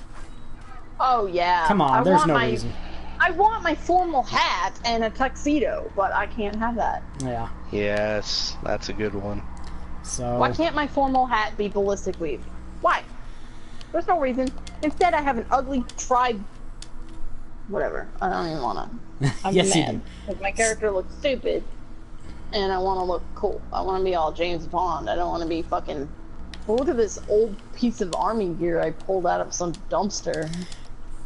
Okay, well, since it's my little thing, I can cheat and I can say I want a couple of things. A body replacer, right? I want more. We were only allowed one? Yeah, the thing you want most. If I had to say the thing I wanted most, I think I'd say a body replacer. Because I like the aesthetics. And I like playing dress up and all that shit. Second thing would probably be the ability to make more clothes with ballistic weave mods on them. And if I had to have a third thing, besides something probably too optimistic, like an increased number of perks or something to expand the game for high-level players, maybe a workbench you could use to salvage legendary mods from items and install them in other items. Oh yeah, that would be cool. That would be neat. I would dig that. So those are all things that I would like. Not necessarily as mod, but I mean the body replacer, Bethesda's not going to do it. But the legendary crafting thing, come on, someone can do it, right? Yeah, I would think that wouldn't be terribly difficult. So those Where are. the fuck are you guys? I have no idea where you are or how you got there. We're all around. We're all fighting. I got blown out to the to space. That can't be good. Oh, I see where you are now. Well, I'm right next to you, Nathan. So you must have got blown out too, I'm guessing. No, I jumped down. I thought we were supposed to go here. Oh, maybe I just got blown out the right way. Okay. Enough being a 2-year-old. What other games have you played, BK? Well, besides generic generic face game with glitch trophy surprise, which is catching on around the world apparently. I just want to put that out there. Oh, is it becoming a big thing? Yeah. Yay. Like people have in various cities around the world, they have other votes and Bodie McBoatface happens to be like the top contender Right. on most of them. Yeah, I can't remember the exact details, but they allowed the community to vote on a name for a boat, and yeah, Somewhere in the UK, I believe. Bodie McBoatface was winning. Guys, don't let the internet's name anything. Yeah, they should know better by now. They don't ever seem to learn that lesson. Oh, it's like, so good. Just imagine doing that, like, I'm going to allow the internet to name my child, and I'd end up with a kid named the Little Abortion That Got Away. That's a good name for a kid. Oh, I think I went the wrong way. Maybe not. Find where Master VG is. That's the right way. He is. I'm always UK because I'm aimlessly Well, wandering that's, around. Jared is somewhere else. I think he's in another planet. Right, I segued to you. Don't miss the ball again. What games you been playing, BK? Oh, okay, we gotta talk some more. I actually picked up a game called Blues. Ring any bells? Ever heard of it? Checking your dashboard again? Yeah, I had to. What was it called once again? Blues and Bullets. I've heard of it, but I don't know anything about it. Is there something blue in there? The music. Okay. You know, the blues. Are there bullets? It is a, it's a novel game like the Telltale games, and, you know, choose your own path. Well, it's the best name for those games. Telltale game. Video game novels. They almost have the market on the damn things. But it stars, shoot, what is his name? You know, I have to look this up. I have to. You ever watch The Untouchables? Yes. Probably. What is Kevin Costner's character's name there? I don't know. Don't remember. No. I want to say it was like Elliot Ness or something. His name was Kevin Costner. They don't have That's who it is. Name. I don't care about their character names most of the time. I just call the characters. Well, it's based on a true story, right? I don't have Oxford. Elliot Ness, yeah, that's it. Okay, so the character you play as is in Blues and Bullets is Elliot Ness, who is a... Are you serious? God dang it. There we go. Who is the character from The Untouchables. Like, he was one of the FBI agents who put together the Untouchables team, so Al could bribe his way out of every scenario, right? Yeah. And so this is later on in his life, and he's a detective now, and he's been hired by Capone to find his missing granddaughter. And that's the setup of the story. It's an episodic game, just like all the Telltale games are. I will sell it to you in pieces to make more money off of you. Right, but it isn't, like, it doesn't quite have the polish that your average Telltale game has, right? Like, this is obviously being done by a less experienced team. The graphics aren't quite as sharp. But what it does have, it has shooting sections, which almost no Telltale games have. They're very generic shooting sections. They're like the Gears of War cover-based type shooting. Very easy. There's only 2 of them in the first episode that I saw. Nothing to write home about. 2? The story looks like it could go places, but I played through the first episode. They've got 2 out of 4 done, I think.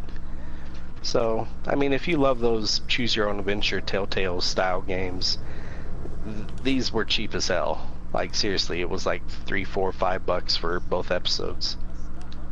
2 combat sequences in the first. What's that? 2 combat sequences in the first episode. See, I like pressing a little more buttons than that. Oh, well, there's some QuickTime events for you. Oh, fuck, right off. But, you know, that... Lame. Yeah. So is there any actual game in this game? Oh, I mean, there's also... I will give it credit, it does have some detective-y stuff to it, kind of like L.A. Noire. You know, the detective bits where you investigate crime scenes, find clues, and then it even has a little bit of Sherlock Holmes in it, where you take the clues and you have to piece them together to tell the player, yourself, Elliot, you know, whatever, what happened. So that part was by far the best. The crime scenes were just, it was brilliantly gruesome. Ooh, I mean, No, I'm not you trying guys to like that. gruesome things, right? She does. She's crazy for it. I'm a sick fuck. Yeah, you'll like this. I like crime stuff. It might be worth the journey alone. It's But you know. hate QuickTime events. Yeah, it does got QuickTime events. Ugh. She's like conflicted. You might like it. It's conflicted. I hate QuickTime events. Sometimes that's enough to make me not even consider a game. Oh, really? Yeah, I hate them that much. She is not a fan. I must admit. They're not, there's only one section of QuickTime events, but they're there. I find them annoying myself. The detective parts are the parts I like. Yeah, that's what I would enjoy. See, Speaking of detective parts, you know, next month the new Sherlock Holmes game is coming out, apparently. Yeah.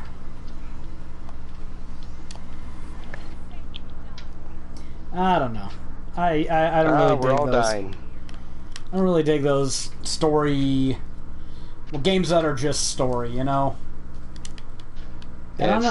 it's definitely all about the story. Like it's got average to subpar everything else. Yeah. Like even the detective bits are done better in other games, you know. L.A. Noire, the latest Sherlock Holmes games. You know, there's other games you could go to if you like these things, but if you've played all those already and you like story games, this isn't a bad title. See, I never made it that far into L.A. Noire. I don't know why. Yeah, you really wanted that game, then you got it and started playing it and you were kind of like, eh. Yeah. I think that was the best way to describe my reaction to it. Oh, really? Yeah. L.A. Noire is much better if you let the AI partners chauffeur you around everywhere. Like, make them drive you everywhere. Because driving does absolutely nothing for you. This isn't GTA. You can't go... Well, you can, but the game will end. You can't go run over people. There's no perks to driving yourself. You know, they just make the NPCs drive you everywhere. Well, yeah, you're a policeman. You're not supposed to be running over everyone. Yeah, this isn't. I'm a policeman. I should be able to get away with it. No, you're a policeman. Remember, this isn't modern day America. Yeah, you're a policeman in a video game where morality actually exists. That's so sad. Damn it. It's true. Yet not wrong. Yeah, true. It's true. That thing is huge. We fought a few of those earlier. Are you kidding me? And the fucking corrosive effects in this game just absolutely kill you. That's what just got me.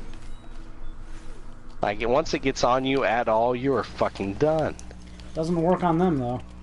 Wow, everyone's dying. How am I the only one alive? That's just not right. How was I the only one that was dying for a moment there? There's 3 people that could raise me and it took a minute. Because BK wanted to let you suffer.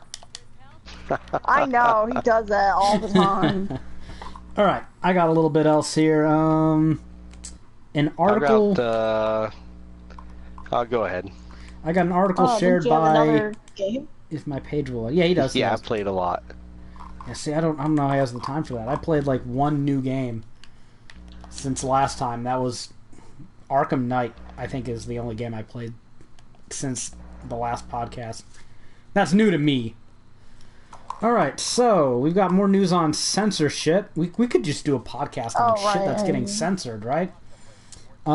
This is thanks to Master VG for sharing this with me because he knows that I get a bug up my ass about this, so he has to needle me all the time by posting this in our work chat, so I lose my cool and yeah. Tokyo Mirage Sessions #FE, is that the name of this game? Looks like it is. Oh, yeah, the Fire Emblem, the old Fire Emblem V Shin Megami Tensei series. Yeah, whatever it is. Alright, well, some changes have happened. Namely, they have changed some character ages to be 18 instead of 17, despite the fact that, according to people who've played the game, there is nothing raunchy that the characters do. And in a distressingly recurring theme that we're seeing, the underpants of one of the characters has been changed to be more frumpy because no female that respects themselves wears underpants that are anything but utilitarian. So, what else do we got censored? Oh, right, and there's some Hot Springs DLC that is not coming to the West, despite the fact that all the characters are now of legal age. So, take Hot that. Springs DLC. Essentially, bikinis. Bikinis. Once again, Western territories are not getting to see anime girls in bikinis, and it is a travesty. A travesty. So, what are your thoughts on this, Mr. BK, master of Japanese stuff and more modern? Sounds like Nintendo's doing. That's the first thing that comes to my mind. It's not. It is a Nintendo thing, but it's not being localized by Treehouse. It's being localized, I think, by Atlas. Oh, really? Yeah. Well, I haven't really been following this, but I did see a GameFAQs post that literally had the Atlas director saying, "Geez, everybody is dying." Literally had the Atlas director hashtagging on tweet. Well, not hashtagging. I say I don't do Twitter. I don't know that well. Apparently, he was saying on Twitter that this is Nintendo making us do this. Don't be upset with Atlas. Yeah, and Nintendo was saying stuff like, let me go see if I can find a quote here, since I can't seem to help but get myself shot up anyways. What did they say? Atlas is localizing the game, and that, quote, any changes made to the in-game content were due to varying requirements and regulations in the many different territories Nintendo distributes its products. Bullshit! Bullshit sideways. You motherfuckers cannot lie to me. I played The Witcher 3. Yeah, seriously. So I know there's a little bit of leeway for shit in our territory. So I don't know if they're assuming all the West, including Australia, to be its own little territory now, because we are not Australia.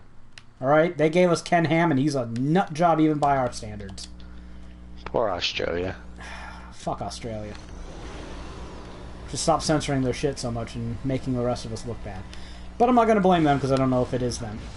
Honestly, because I'm just a reactionary twat, I'm just going to say that it's Nintendo capitulating to potential bitching. Because you know, if you release anything with any sort of subjective material, there will be little whinging SJWs and video game editors, not editors, journalists, air quotes, I wanted to say that, journalists, so you can hear the fucking air quotes around that word, that will whinge about character representations in video games. Now, my friend, when he was over here today, brought... wow, we all got wasted by something. A thing blew up. I did not expect it to blow up. Yeah, he brought over... What shot at us and blew it up? Whatever. My friend brought over a copy of Mortal Kombat X. And there are a lot of guys in that game that are completely shirtless and all pretty muscle-bound.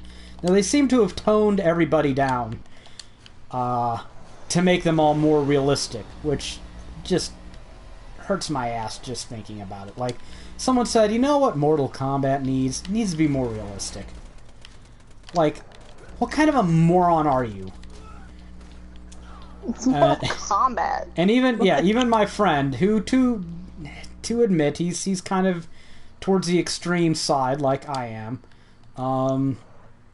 He said, "Yeah, a game where a guy with 4 arms has 4 arms needs to be more realistic. Like, you have a lightning god as one of the characters, a dude with a saw hat. This game, come on, would a chick have D cups that is this good of a fighter, that's this athletic? Let's be reasonable here. Let's be realistic. 4-armed giant mutant ogre man, that's fine. That makes perfect sense." But, you know... obviously that series needs realism. I know, so I don't know. I was hard to disagree with them, like, you know, who knows? This is developers, this is how they wanted to portray the game, but... I don't know. I can do without realism in my video games. I really can. I've been doing it for a long time. That's why people get so upset at all this censorship stuff. Yeah. Well, I mean, you gotta realize it's code, right? That's the point. We want more realism in video games. That's why these chicks, they can't have tits. Realism. Chicks don't have tits. Are you out of your mind? Breasts are a tool of the patriarchy. So... Oh, fuck. I'm like a humongous tool. Yeah, you are giant. We made this joke when they were over here that the larger your breasts are, the more internalized misogyny you have, because that's where it all goes. Oh, is that what you mean? That's what we were talking about, yeah. And my friend's wife was like, "Well, my breasts need to be a lot bigger then." So, but yeah, so I mean it's code. We want games to be more realistic. No, you don't. You just want boobs to be smaller. Yeah, you want to restrain your female proportions so you don't get accused of objectifying them. I don't know. It makes no sense. I don't understand the rationale. So, holy crap, how did I get off on that tangent? No, we were talking about censorship. It's fine. It wasn't a tangent. Yeah. Totally justified. You were very good at getting off on tangents. I suck at it. That's why you're here. You're the moderator. Speaking of breasts. Yes, segue. I played this is going to be a great segue. I played the new Shantae game. Oh, and they come on, there's no are boobs in there. not shy at all about the female form. Are there boobs in those games? You better be comfortable with it because it is everywhere. I might need to actually buy those. No. Buying games for boobs. What has Nathan become? Are you serious? A 30-year-old better have gameplay. Let me take that back. Yes, you should buy them, but because they're fantastic games. Well, they did have. Is it actually a fantastic game? It's Apple. It looked very cartoony, so I don't know what kind of game it is. It is very cartoony. It's a Metroidvania style game. Oh, I mean, you guys know I love something that would make him angry anyway. So. Probably platforming, annoying shit. Ugh. Yeah, it is definitely platforming. It is definitely go back, revisit areas, find secrets. Oh no, see, I like that. But the Shantae games are, you know, they've been around for quite a while. Ever since the Game Boy Advance came out, they've come out sporadically over the years. But they put the past few couple games on the PS4. And this one was Shantae and the Pirate's Curse. So it came out on the PS4 recently. I played through it. It's a fantastic little Metroidvania style game. Like the Risky's Revenge, the game I played before, was Shantae she's a half genie, right? Yeah. And she does these belly dances to change into animal forms, which is how you get your abilities to get past certain areas. This one is all about her using pirate equipment to unlock certain areas and get past certain areas. So they've changed it up quite a bit. No more belly dancing. But there is a section, like there's a part where this cult out in the desert who worship this princess basically kidnap all the females in the game and dress them up in like desert bikini style clothing. Oh, those mega and when misogynists. I say desert bikini style clothing, I mean like a tiny little loincloth and just barely enough to cover their tits, right? Did you report this to Almighty Anita? Who? Oh, okay. You know who. No, I don't. The Grand Mistress of Feminism. Do not know. The outraged Lord. I can deny it all night long. But yeah, no, it's a fantastic game. If you like Metroidvanias, you should check it out for sure. You had me at Desert Bikinis. Is it a frustrating game? Is it difficult? Yeah, how's the platforming? I didn't think it was very difficult. The platinum is rough. you have to speed run the game. I actually the first game they put on PS4, which is the second game in the series, the first one hasn't left anything other than Game Boy Color.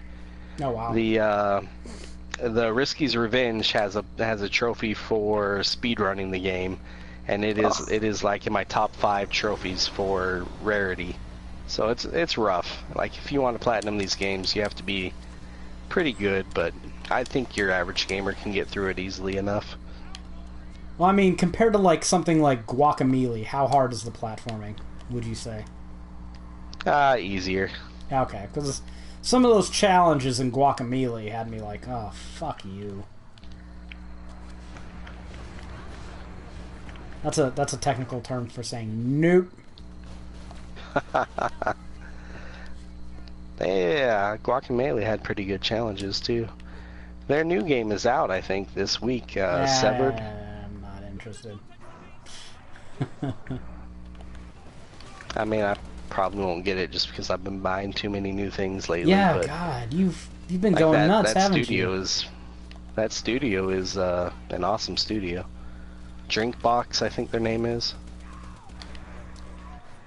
I want you to know that you've purchased more games probably this month than I have all year. Yeah, maybe. Like I went a little overboard. How many games have I bought this year? Was it Salt and Sanctuary and Dark Souls 3? Can you think of any other that I bought this year, Nocturnia? I was trying to think. I bought Shadowrun Hong Kong, but I haven't played it yet. Oh, you bought some weird dating game. No. You bought some weird dating game. I bought I mentioned wondering what the fuck it was. Hayato Full Boyfriend or whatever. Yeah, I bought that for you. Yeah. Did you get the pigeon one? Yeah. Yeah. The pigeon dating game. I don't know what the fuck that was. She saw pictures of it and was it. She saw pictures of it and was giggling like a retard on GOG when they were having a sale. I was like, what the fuck is this weird ass shit? And then all of a sudden, it was like $2, and I bought it. I bought that yesterday. Yeah, they're selling. They have it for sale on the PlayStation 4 now, don't they? Yeah, $2, $2.50. So see, if you want that game with trophies, Nocturnia, there you go. It's yeah. It's on PSN I mean, how do you not buy a game about dating pigeons? So it's weird. No, I don't know what the fuck it's about. I command you, BK, to tell us about this game. Have you played it? Pigeons? I'm pretty sure you're dating the pigeons. Are you a human dating the pigeons, or are you pigeons dating the pigeons? Oh, that's $1 million question. Oh. That is. It just seems so weird, like, so I was like, what the fuck is this? I was like, well, there's only one way to find out. If this was a Nintendo game, all the pigeons, we would be sure to know, were at least 18 months old, and they would all be wearing sweater vests. To cover up And a tie, their they foliage. call it And it would be inappropriate in the state of New York. Fuck New York. After these last elections, I hope the sea level rises 200 feet. Tomorrow. So... Yeah, so, if you want that game on PlayStation 4... Now, this woman, she was going nutso about Oregon Trail a while back, and she still has yet to play it. Oregon Trail or Oregon Trail? Oregon. It is. It's Oregon Trail, but with zombies. 4. I want to play it on the PlayStation 4. We have it on the PlayStation 4. Do we? You have that on your account. They had it on sale, and I bought it for you. Oh, I couldn't remember whether we actually bought it. Yes, it's on your games list. Oh. Yeah, you have it.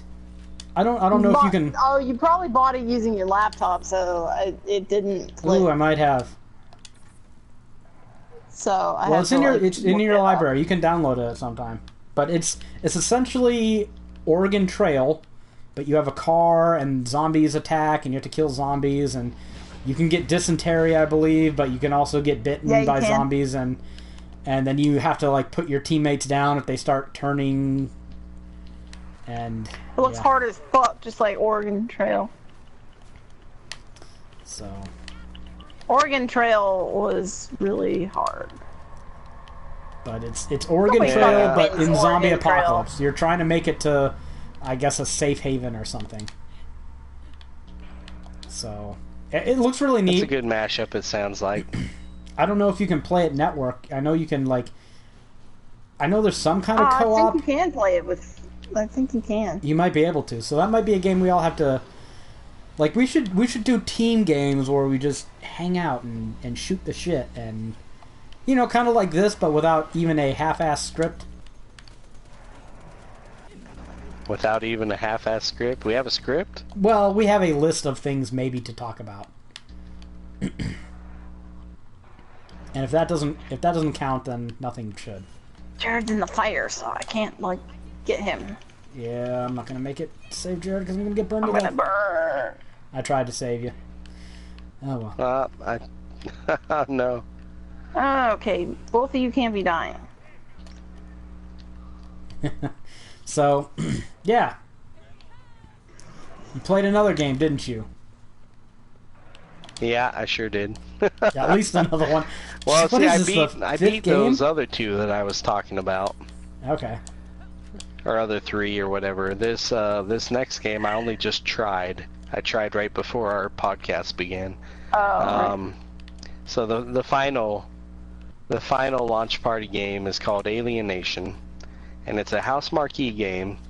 And if that name doesn't sound familiar to you, you probably haven't played Dead Nation or Super Stardust HD, or they have a few other games. But they're known for bringing twin stick shooters to the PS4. Like, that's almost exclusively what they do. Okay, he's got you. And this is their latest game. So so far it plays just like Dead Nation with aliens, as you might expect from a game called Alienation. See, that sounds fun as hell. Cause my friend just came over today and he was playing Dead Nation, and he was super excited to show me some tricks he found, and you know. Oh, he played Dead Nation too? He played it a bit, yeah. He was playing and talking about that, and it made me I really... actually wrote a guide for Dead Nation. Did you, you chump? And its DLC. Name something you didn't write a guide for. He wrote a lot of guides. You know what? Yeah, he's way more prolific than I am. Now, see, don't think BK is like some master guide author. We started writing at the same time, so... And we were pretty close in kilobyte count until I decided to go, fuck GameFAQs, and not really write for them much anymore. Even though he had a million guides. I wrote big guides, he wrote lots of guides. But to be fair, he has way, way more hits than I do. Lots of smaller guides. Yeah. But he writes a lot. Alienation is 4-person co-op. Dead Nation's only 2, so there's more people you can have fun with.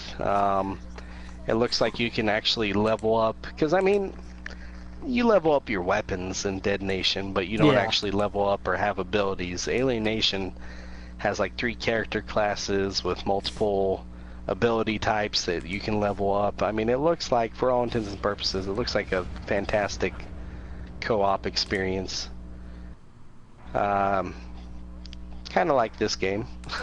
Hint, hint, hint, hint, hint, hint. Yeah, it would be fun to play, but it's too spendy. How much did it cost? Was it $15? Yeah, it's like $20. Oh, fuck that.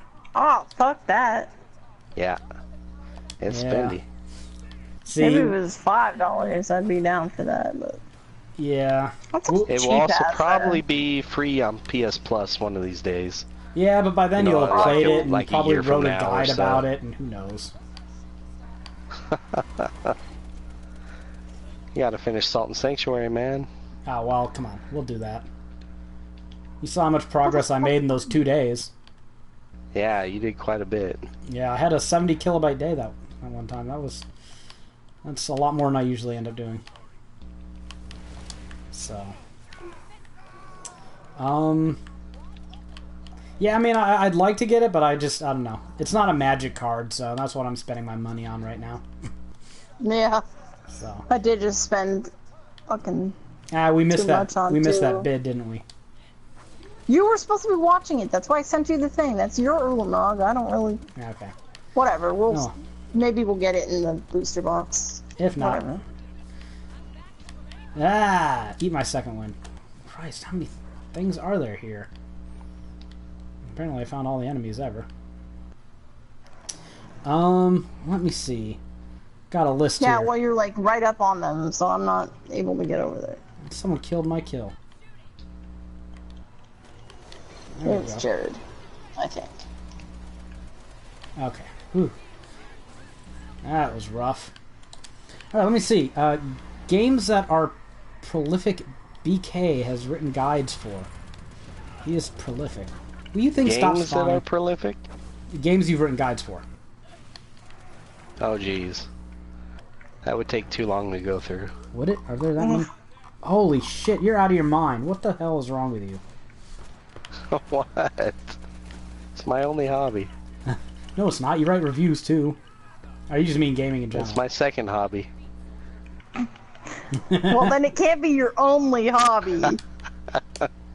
So. They kind of go hand in hand a little bit. Well, let's I just. mean, I would say. Hobby lying about your hobbies? Let's just stick to PlayStation 4, okay?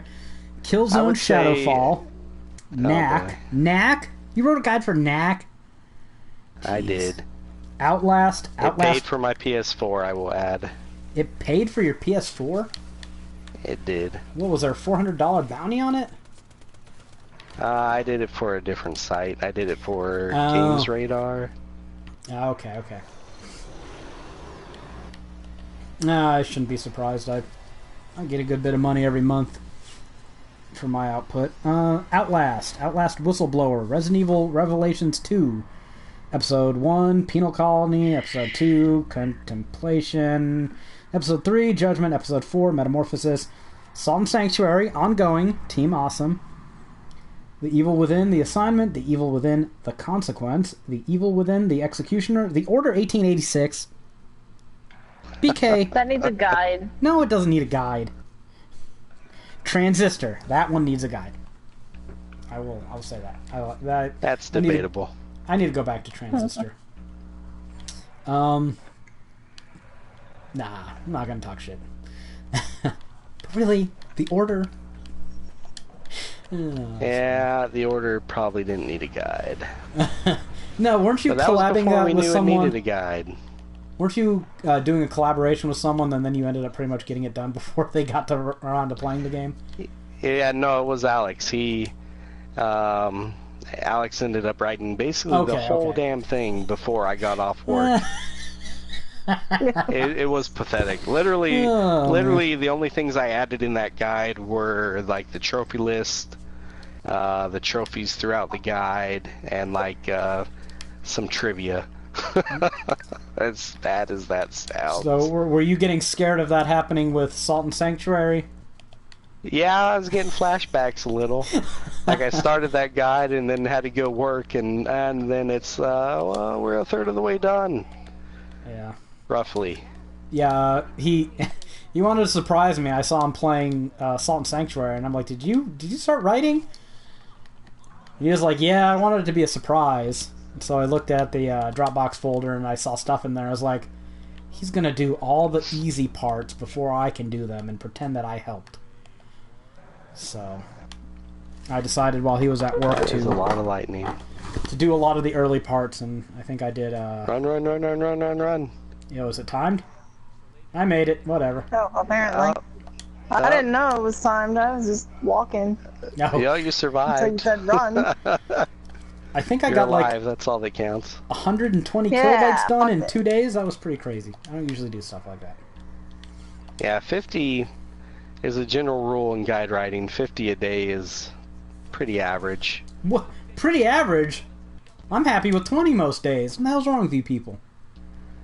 If you put in Well, yeah, if you put morning to evening, yeah, I bet you could do 50 a day easy. Yeah, well, sometimes I play the game too. Yeah. Well, I mean, I also do the we could media look and good, yeah. stuff, so I slow myself down doing that. That's what keeps Ooh, you from cutscene. getting... I did Is well. this a boss? Oh, fuck. Oh boy, we're boned. On the first day, I got 50 kilobytes done, and then 2 videos shot, cut, voiced over, and uploaded. And I never did a markup guide before this, so I'm just kind of copying BK's format. Oh, they didn't put us up the elevator, Rebecca. they started the... Oh, no, it was Nathan. I thought I was on the... No, I was with Jared, so it's Jared and I fighting the I boss. thought I was with you. Nathan's with me. Okay. We were on the elevator, and it didn't put us at the top. Okay, now we're in the boss fight. Yeah, I don't have a shotgun, so we'll see how this goes. How is that shoulder not a weak point? You mean the one bright that's glowing shoulder. blue and saying, "Shoot me"? Yeah, Yeah, I don't know. that To one. trick you, you gotta shoot it in the eye. Yeah, it's there to trick you, apparently. Now, is this a boss that takes damage from corrosive? Uh, Oh, well, he's not taking much damage from that gun. I'll switch to something else. Die! Oh, wow. The Ghostbusters gun is doing okay. Yeah, my assault rifle's My- not doing so great. my pistol is doing half damage for what it normally does. But I keep shooting it in the eye now. Yeah, my caustic gun does pretty good. Whoa, where did everything go? Something blue rose up in front of me. They're like barriers, I guess. You know, I should probably also add, since this is the Oh, Game fuck. Guys podcast, that my Fire Emblem guide is finally full circle, Did you get it which finished? means that we've marked it complete. How much was the bounty for that thing? ammo. 300. Oh wow, that's a nice bounty. I can't believe they're offering 2. Shit. I don't know. 250 for foot. salt seems Two- like a 250 little for salt. excessive, but I'm not gonna bitch. you know that's probably just because it's so damn hard, Is it? or it's got that reputation. Is Salt and Sanctuary supposed to be a hard game? Like you, Well, it's supposed to be hard when you start out, not You- when you played it 4 or 5 times like us. you played it. You played a lot more hard games. You on the scale of Starting out, yes, it's pretty damn hard. on your first playthrough. Yeah, I'd give it a solid 8 at the very least for Wow, hardness. really? Maybe it's just because I stumbled onto the great swords early and Yeah, for sure. I remain married to them. Great swords knock it down to a 6. Yeah, we'll see. We'll see how the magic build goes. I'm kind of enjoying it, even though I don't really get to use any magic. I got that first offensive. Are you kidding me? I got lightning on me, so of course I'm gonna die. I got that first offensive prayer in the game, the Searing Light thing. Yeah, that's good. And it is disappointing. Is it? Wow. Yeah, I hit the Count Sorcerer with it like 3 times. It didn't look like it did anything to him. Wow. And there's loot to be had. Go grab it. I got a lightning storm spell. It coats the entire screen, pretty much. Lightning Nocturnia saw it in action, and my magic score with equipment is 34, so it one-hit kills all the normal mobs in the Red Hall of Cages, and the big jailers it kills in 2 hits. So it's not awful, but it's also... I don't have the stamina to use it all the time. Well, you can use it, what, like 3 times or so? Oh, no, I can use it like probably 8 or 9 before I'm out of focus. But see, I can only use my min spell like 3 times. Well, that has a very high focus cost. I think it has like a 40 focus cost, where my... like, most of the offensive spells I have like 8 to 18. So... I see. But still, that's way too few casts with my focus to make it consider any considerable distance. So I gotta stick to great swords to do most of my damage, to get rid of the mobs, because I can use that as much as I want. Where are you? I mostly oh dang! I was supposed to jump that. I'm sure of it. Oh. Yeah, she like won't get off my balls, so I've not been able to.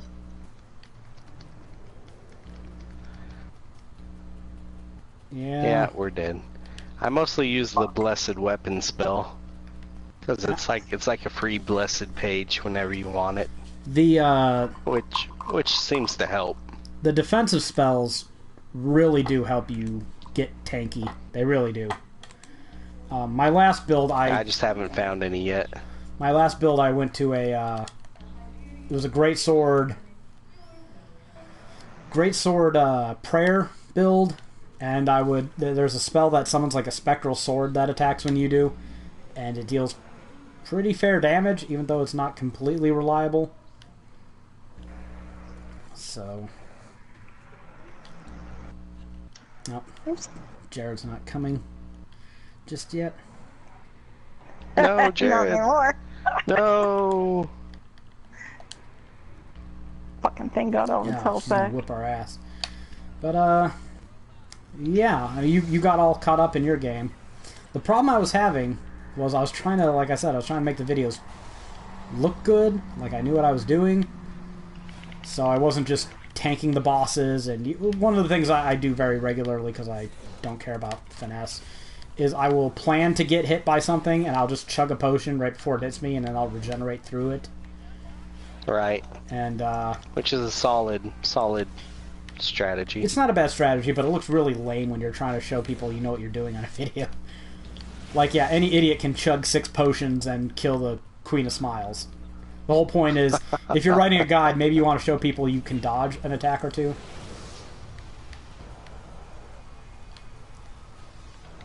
Yeah, I get where you're coming from. I only died to the worm once, which is pretty good for a non-greatsword build, I guess. I don't. She's everybody's dead. God dang it! Revive, and now she's I'm dead. almost dead. I only died to the worm once too. I'm shooting her with my shotgun. Come on, you phase lock bastard! You're mine, bitch!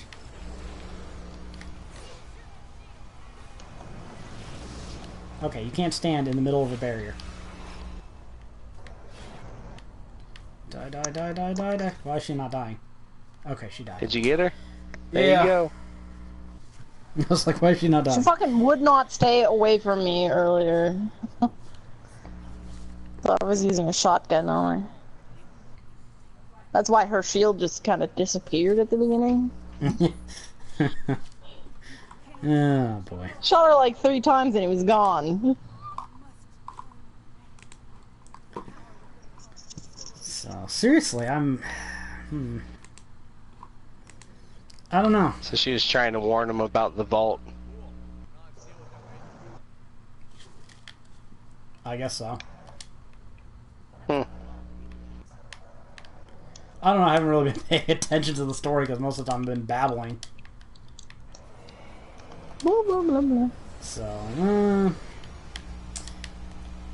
any other guides you think you're gonna end up writing this year, like barring surprise games like Salt and Sanctuary? Depends how quickly they turn out Nioh, I guess. Mighty Number 9 for sure when it comes out, which shouldn't take too long. How many times have been delayed? Enough. I think we're reaching That a stupid game. uncharted territory. It's definitely a joke at this point, right? Well, The Witcher 3 I think was delayed at least twice. Yeah, but I'm pretty sure this latest delay was like, it's been delayed a couple times due to polishing, which is fine, but I'm pretty sure this latest delay is them shopping it out to publishers. Is that a bad thing? Not enough that they had the common gamer pay for it, but they're gonna make the people who paid for it wait, so they can also get it under a publishing deal. Oh yeah, that's bullshit. That's what it seems like to me. That's bullshit. And then don't forget that he also tried, he being Inafune,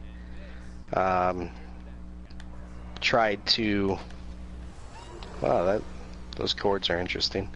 Tried to get a second Kickstarter going called Red Sun, the Mega Man Legends spin-off Kickstarter he tried to do. You remember that one? Yeah. Yeah. People were tired of the shit by then, and that failed. It reminds me of... People love Mega Man Legends. It reminds me of Molyneux.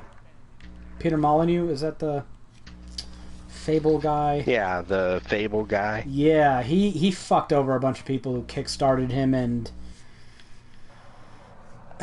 he's just been failing and abandoning projects and under-delivering and abandoning studios. I think he might be a persona non grata now, honestly. So that's a giant eyeball, huh? Oh crap. I don't know where everyone is, or how to get to them, I should say. I don't know how to get up there.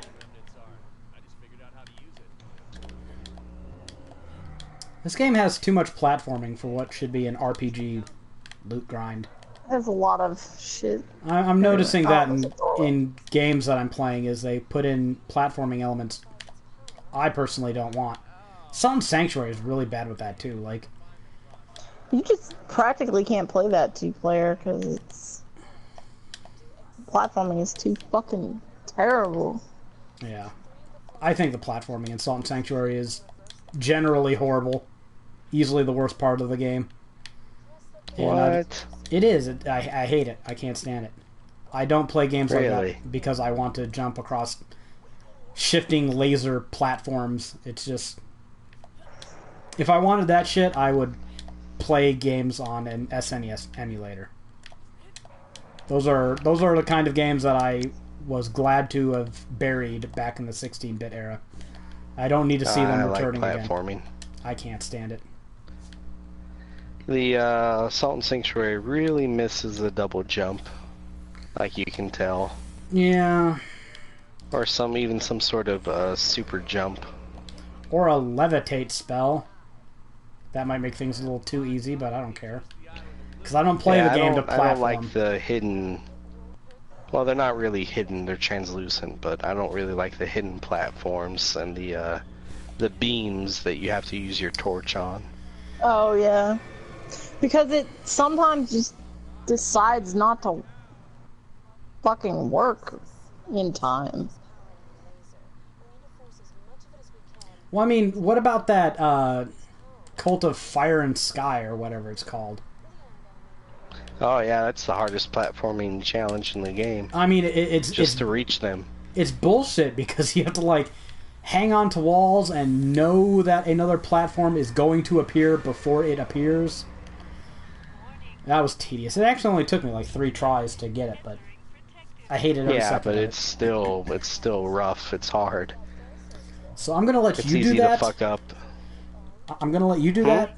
I'm gonna let you do that for the guy. Oh. I'm giving you that honor, and you're gonna have to get media for it. Oh well, that's I don't know how, so nice but of you. Yeah, manage it. No, I'm gonna have to go up there again with this character because it's a mage build, and yeah, you can't not visit them. You are the mage. Well, I was gonna probably side with Order of the Betrayers or whatever. So, all right. Were there any other games, any other news, any other things? Because I think we might just be about done. I don't think I've played any other games. Are you sure? I've only played Fallout. Oh, I'm sorry. I came over here and saved. One more try. Think hard, BK. Are you sure? Damn it, BK. Quit saving all the time. I know. What the hell's wrong with him? Oh, right. There's one more thing I want to talk about. The Overwatch free open beta, May 5th through the 9th. Anyone going to test that out? I don't think I have time. I don't think I care. I think I will try that out then for all of us, and I will thoroughly objectify Tracer's ass. No, I'm sure. For you should. Old times. They obviously want you to. Clearly. It's supposed to have a cardboard box on it. I will imagine that cardboard box the whole time I'm playing. So, again, I have to come back to this. This is my favorite gripe. Female asses and boobs. Horrible. But I think there's a guy in Battleborn who has, like, the most diminutively, stupidly small head you've ever seen and a gargantuan upper body. I'm going to see if I can find this guy. I think there's a couple of them. No, there's a character that's, like, exceptionally bad. Yeah, Montana, I think his name is. Let me look it up.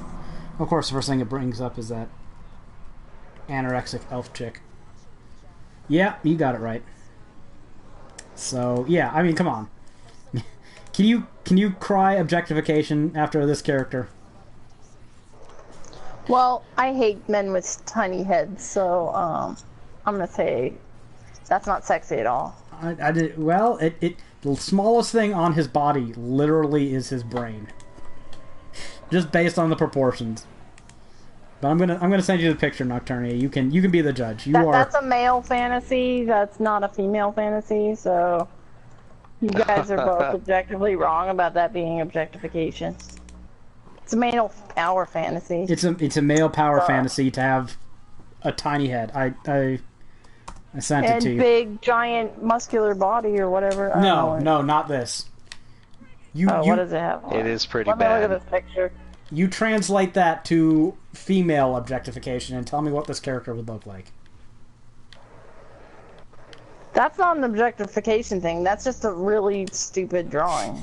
That's not an objectification. Although he does have well, maybe it's please, just the angle please of tell his me how leg, that's not objectification using their definitions, not mine, because I don't believe that. How is that objectification? Okay, that's look at him. Terrible character His design. arms, shoulders, hands are all huge. He is a gargantuan. He's got tiny feet too. He's a gargantuanly muscled beast whose only purpose is to hold an outsized minigun.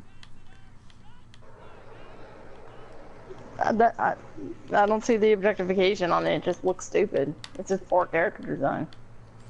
Because men are all upper body and strength and muscle and, the same way all women are tits and ass. Yeah, but it's not a sexy thing. It doesn't have to be sexy, necessarily. But I will point out that just based on that drawing, his dick would have to be, 4 times the size of his head. His feet are tiny! He probably doesn't have a dick. Just imagine him trying to put on his shoes. Look at his hands and look at his feet. Should I send this I image? know. His should hands send are like this image 18 to... times the size No, of you know his what character I'm talking about, don't you, BK? Yeah, he's... Okay. Yeah, it's crazy. It's stupid. You could fit like 50 of his heads in his body or something like that. Yeah, probably. Or three of his heads in more his than that. fist. No, you can fit way more than 3 of his heads in his fist. It is. That is the worst character design I've seen on a character, I think. Really, the I used worst? to think, like, the worst I thought used to be on Dragon's Crown, that dude, the muscular knight guy. The knight guy. Or the dwarf, even. But damn, this is just Now, fucking see, disgusting. I like The Dragon's dwarf Crown. wasn't too bad. The dwarf was steroids on steroids on steroids. Yeah. He What was- the fuck, BK? Did you He look was at the literally a walking bundle of muscles with muscles slathered on top of his muscles. And a loincloth. Yeah, but that that's game- pretty stereotypical dwarf. Yeah, but see, how is that okay? How is Kratos okay, but TNA is not okay on a chick? Because Well, nobody they definitely have finds the that TNA in hot. Dragon's Crown as well. They do. They definitely Yeah. do. Now, see, I thought all the characters were I guess maybe the They're argument all you could make is super that exaggerated. maybe the argument you can make is that tits and ass don't make a female character physically competent, whereas males are... What makes males sexy, I guess, is to have a lot of physical prowess. So it's just kind of a happy coincidence. I don't find that character sexy on any level, though. That's just disgusting. Well, that's Not to a sexy thing. that's to an nth He's degree. gotta be But big to hold a minigun. well, what about characters? But- What about characters like Kratos? No, that's not. Ugh. Characters like Nathan Drake are sexy. And well, 'Cause he's we know funny. we know and you he's find cute. Geralt sexy. But they have obtainable physiques, don't they? Well, so does Lara Not Croft. for you, because you're 5'3", but I Yeah, mean, for yeah. a normal male. For a normal Like a male. normal Well, male. no, see, that's the damn problem, right? These are a bunch Can of look like that. these are a bunch of frumpy, flat-chested, fucking house marms whining that fictional characters exceed their capabilities. I know when I was 20, I could have easily pulled off Ivy as a cosplay. Yeah, you could have. I'm a little short for that, but No, I'm I think proportionate in Ivy's such a only way- like 5'6". Oh, is she? I Because can she look it looks up. like she's taller than that. Well, because she's probably heroic is, proportion. She's got like 7 head lengths of leg, you know? Yeah, but I could have pulled that off, kind of. I mean, I don't have extra long legs, but I do have fairly long legs, and I have a huge rack. I don't think anybody's So- looking at Ivy's legs. Well, I mean, Just saying. she wears essentially like a bathing Oh suit. no, How never can you mind. not see her legs? She's supposed to be 5'10". Okay, so like I'm 4 inches too short, but I'm still taller than the average female by like 4 inches. Yeah. So I'd still be able to pull it off as long as you aren't like measuring my height. Okay, Like, oh, let's she's be honest. not 5'10". Unless your name is Seb, none of those physiques in our video games are obtainable. Right? So, but Why, unless your name is Seb? Am I missing something? Seb is he's like I'm a missing bodybuilder. something. He's a Bodybuilder. gym dude. Yeah. Seb is Jim Bro? Yeah, Seb Yeah. he's pretty buff, man. My boss could beat Well, the yeah, living shit out of me. unless you're a Jim Bro in general, Yeah. then most lead male video game character roles are not for you to cosplay. Yeah, but we don't I don't feel If you're marginalized 5 by it. If you're a 5'8" to 5'10" foot tall male, and you lift some weights and keep in shape, you can fairly easily obtain a lot of male characters. Like Nathan Drake and such like that. But they do get really weird with proportions with males. A lot of the time, they end up looking like that fucking tank with a tiny bowling ball on top of it. And you end up also with like the Sephiroth proportion of the really tall and skinny. Although I had several friends who were built kind of like tall and skinny. They just didn't have the shoulders. But my brother could probably pull off a cosplay of Sephiroth. He's 6'4" and slim.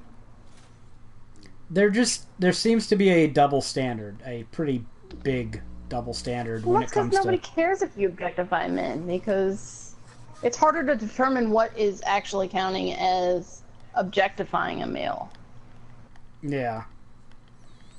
Well... Like, the thing that feminazis get crazy about is females with boobs, and let's be honest, most female characters in games have boobs. Borderlands is kind of the exception, actually. Most of theirs don't have huge boobs, except like Moxie. Isn't the average cup size in the United States D cups?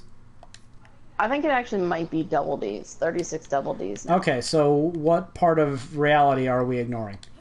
Who's women and men in the United States are also overweight, so they're not of the crazy heroic proportion. Okay, well, whose feelings are we protecting? People who don't even play video games, apparently. Flat-chested women who don't play video games, more accurately, yeah. I'd probably say. I don't know, like I'd rather play a male in a game, but... Well, I'd rather play a female, too, but... Kind of like whatever on the fucking... what they look like. I don't know. Maybe, I still think maybe their point is the issue is that women are valued for being sexy, where men are valued for being physically competent, capable. Yeah.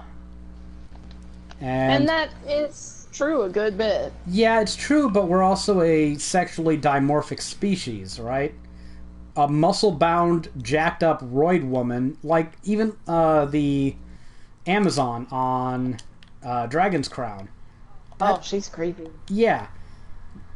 I'm sorry, women. You Boy, she has thighs. Jesus Christ. Yeah, and ass. Anyway. And a square butt. Yeah, square butt. Weird. But yeah, but the elf, like the female elf character is pretty normal. Yeah. Well, she's the exception. Pinnacle of normal.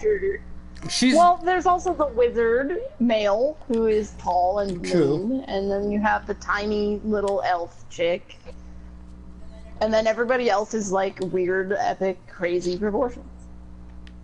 Can we just accept that we are a sexually dimorphic species, and the norm of a jacked up, muscle bound chick is just not there?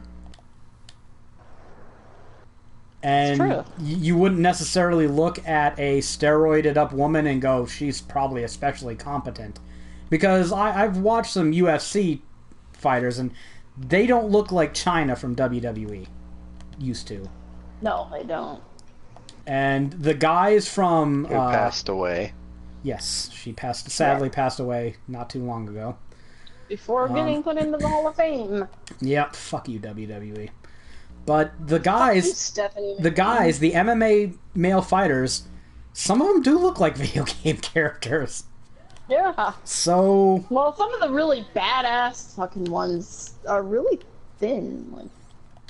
Well, you've only really seen Conor McGregor. Speed is important. Remember, Nocturnia, that... the lighter weight category. Remember, Nocturnia, Brock Lesnar was a heavyweight champion in UFC. Oh, yeah, that's true. He looks like a super mutant. He does. He looks like a super mutant. So, they're crying sexual objectification, but there are different physical competency for a 120-pound female looks different than physical competency for a 180-pound male. It just does. Well, what a boobs lead to your competency, though? Well, what does Nathan Drake's... What does Nathan Drake's strong jaw lead to, you know? Are we going to get to the point where... No, what they're doing is arguing that every female character should kind of be a more androgynous-looking Norman, you know? Yeah, and that's... I like there to be variety. I like that. I like the way Lilith looks in Borderlands, but I also like Moxie as a character.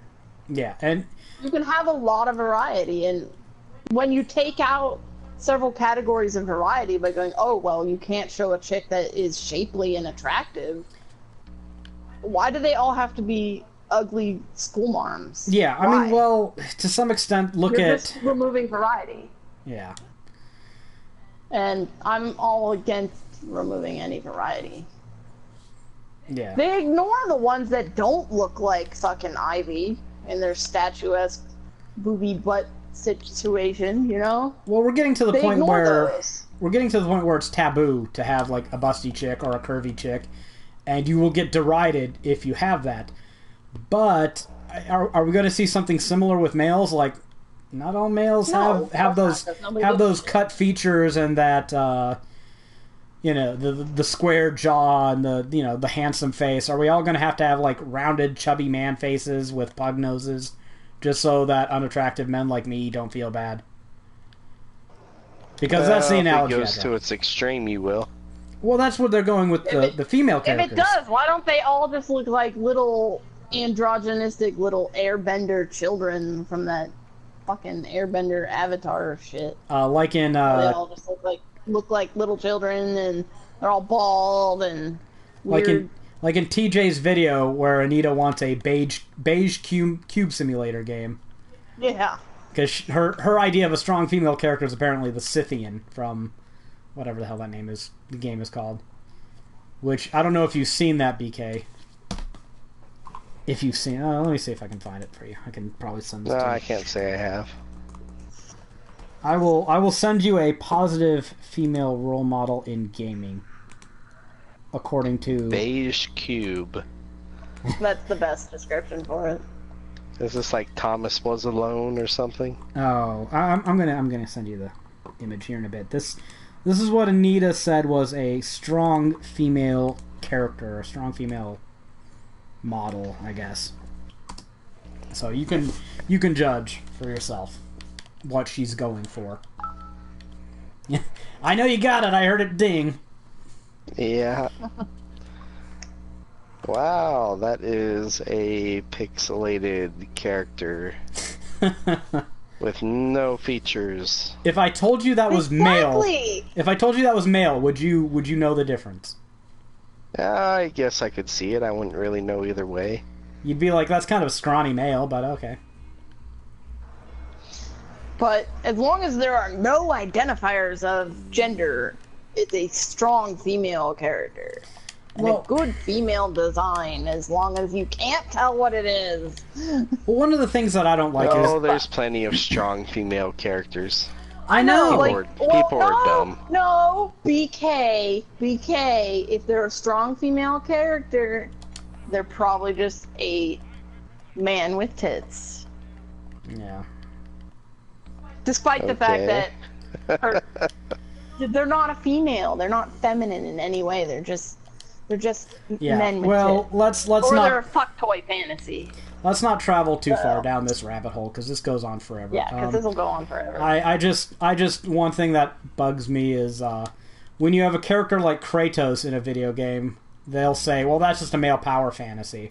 But when you have a character like Bayonetta in a video game, it's sexual objectification. It's like, there can't be a female power fantasy? Why? Those don't exist, well, my bro. female power fantasy would be Mass Effect's Femship. Oh yeah, well she's just the baddest ass female character in gaming. And I will hear no ifs, ands, or buts about it. But, Anita... she's definitely a man with tits. She's one of the characters Anita was quick to point out and say, that's just a man with tits. Fuck you. But, yeah. Alright, so anyone got anything else to say besides more rambling SJW ranting? We have lost Jared. Yeah, we've lost Jared. I guess this is a great time to wrap up. Yeah, he realized that we weren't doing anything else, and holy crap, it's 2:30 in the morning. Yeah, once we go back to Concord, he's like, yeah, I know those fuckers are just standing around. Yeah, they're just gonna run around in circles and babble. Alright, so any last words, any last thoughts, any last things? Go buy Salt and Sanctuary. Yes. You will get a good guide for it soon. Read our guide, yes. It is underway. It's a good game. If you're afraid of it being too hard, never fear. Haeravon and Bkstunt are here. It lets you know where shit is, but it doesn't make the game easier to play. We have detailed boss strategies and videos, and if you know what builds work and where the spells and weapons are, it absolutely does. And we put in grinding spots. The equipment alone can make the difference between night and day. Yeah, I mean, you saw what happened when you started upgrading greatswords, right, Nocturnia? Yeah, true. Like, you can get, like, a +5, +6... I also started with the knight, and you said I did a lot better in that little, the pre-thing that you do on the ship. No, I don't know. I was just retarded at the beginning of the game, and I sucked so hard, I didn't even know anything about how to play the game. I'm just kind of, whatever. Yeah, you looked a lot better at the beginning than I did, and I'll grant that. I handled it pretty flawlessly until I got killed by the unspeakable deep, but I did get to hit him before he killed me, so yes. I'd say that's a win right there. Shamefully, I did not even make it to the unspeakable deep the first time I played. Really? I don't know how I managed, but I suck, so... Wow, yeah, Haeravon was standing in the doorway watching me do that, and he's just like waiting for me to fuck up, I think. I was like, well, you got farther than me. I get out there, and this fucking boss, I'm like, I'm fighting a boss already? What the hell? I'm not ready for this. Right. He's like, you're supposed to die. You're supposed to die. Yep, that's a Dark Souls game for you. Yep. I was like, oh, right, yeah. So. Fuck. Yeah, no, I totally didn't even make it to the unspeakable deep. So, yeah, but I'm going to tell you guys how to play the game now. Yeah, well, trial and error. I figured it out. I beat the game twice. I'm going to plat that bitch, so... So what happens if you don't... I didn't start as a pauper, so that made a huge difference to not start as a pauper. What happens if you don't make it to the unspeakable deep? Do you begin on the island? Yeah, same thing. You just get the black screen and the text, and then you're on the island, and who cares? I didn't really know that. So. Yeah, because you probably made it to the unspeakable deep. Yeah. Well, it's only 4 enemies. Yeah, I don't know how I managed it. I don't know how. Looking back on it, I just... I can't tell you what I did. I used to have the stream of it saved, but... Yeah, there's all kinds of audio issues. Again, because... You were probably reading stuff on GameFAQs while trying to do it. Yeah, or I was trying to fuck around and parry and get good at the controls, which, yeah, never ever really happened, so. Yeah, I do get distracted a lot by GameFAQs. I should stop. Alright, but, yeah, read our guide. If you want to know about the game and see all the cool stuff, right? Because we are experts at Salt and Sanctuary. Or something. Well, now we are. We're good enough to write a guide, possibly. So. Possibly and stuff. Yeah. Don't worry, guys. I wrote the boss thing for the unspeakable deep. Yes, it's okay. He did the first part. Like, the hardest part of the game for me is the unspeakable deep to the sodden night. I don't know why. After that, I'm usually pretty good until the bitch of the lake. You know, it is not getting that Buster Sword right away just tears me up inside. Because it looks so cool. You can get it right away. It's, you know, it's so powerful. It's hard not recommending great swords to anybody. I agree, which is why I won't not recommend them. I'm doing a spear / poleaxe user is pretty cool though. Well, I was telling you what their combo was like before we got on. Like, it is flashy as hell. You feel like a badass when you do it. You do 2 stabs with your spear straight forward. You twirl it around in front of you while stepping forward 2 or 3 steps. And it hits anything or anybody 4 or 5 times. And then if you have enough stamina, you do a second set of twirls above your head, hitting everything around you 4 or 5 times. So, I mean, you can get in 11, 12 hits if you pull off the full combo. That's too flashy. What the greatsword does it chops in like a 120-degree arc in front of you, has very long range, respectably fast attack, and staggers the shit out of everything. Yeah, staggering is pretty nice. I staggered the dragon a few times before we started. It's definitely not as good as the great sword, but every now and again it staggers them and it's helpful. Yeah, I don't know. I really like the great sword because I felt that the damage, the stagger, and the speed of the attacks were all really good, but you still needed to dodge. You still needed to, get back into position. It's just a very generous weapon with which to learn all these things with. So, but I thought the daggers were really strong too when I was playing with the thief at the beginning. So, not very good. You can make anything work. Yeah, not very good stagger power, but against the Sodden Knight, I mean, you saw the video. I'd shoot his ass up. So yeah, no time flat. So I don't know. I guess if you can just get up to them and stab them 4 times really quick and get your dodges on, you're good.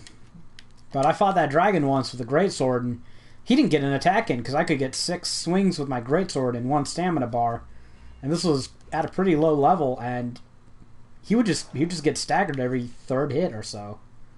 So I recommend greatsword. I do. I really do. If you take nothing else away from this. Do you recommend greatsword? Yeah, I kind of recommend greatswords. I think they're good. Just a little bit? Just a tiny bit. And you get one pretty early in the game, before the second boss, so you pretty much only have to learn how to fight one boss well. Yeah, pretty much. And after that, you can kind of just like the Nioh demo. Like if you guys go out and play that, it's rough, it's hard. I recommend the spear. You can stand back and poke at things, or run around them and poke at them. I probably will do that. Some because separation is nice. That's how I played the first Dark Souls. I used the winged spear a lot. Yeah. Lots of poking things with the spear from a distance. Alright, well, we should wrap up. Yep, it's good enough. Indeed, wrap it up, sir. Let's call that a day. Yeah.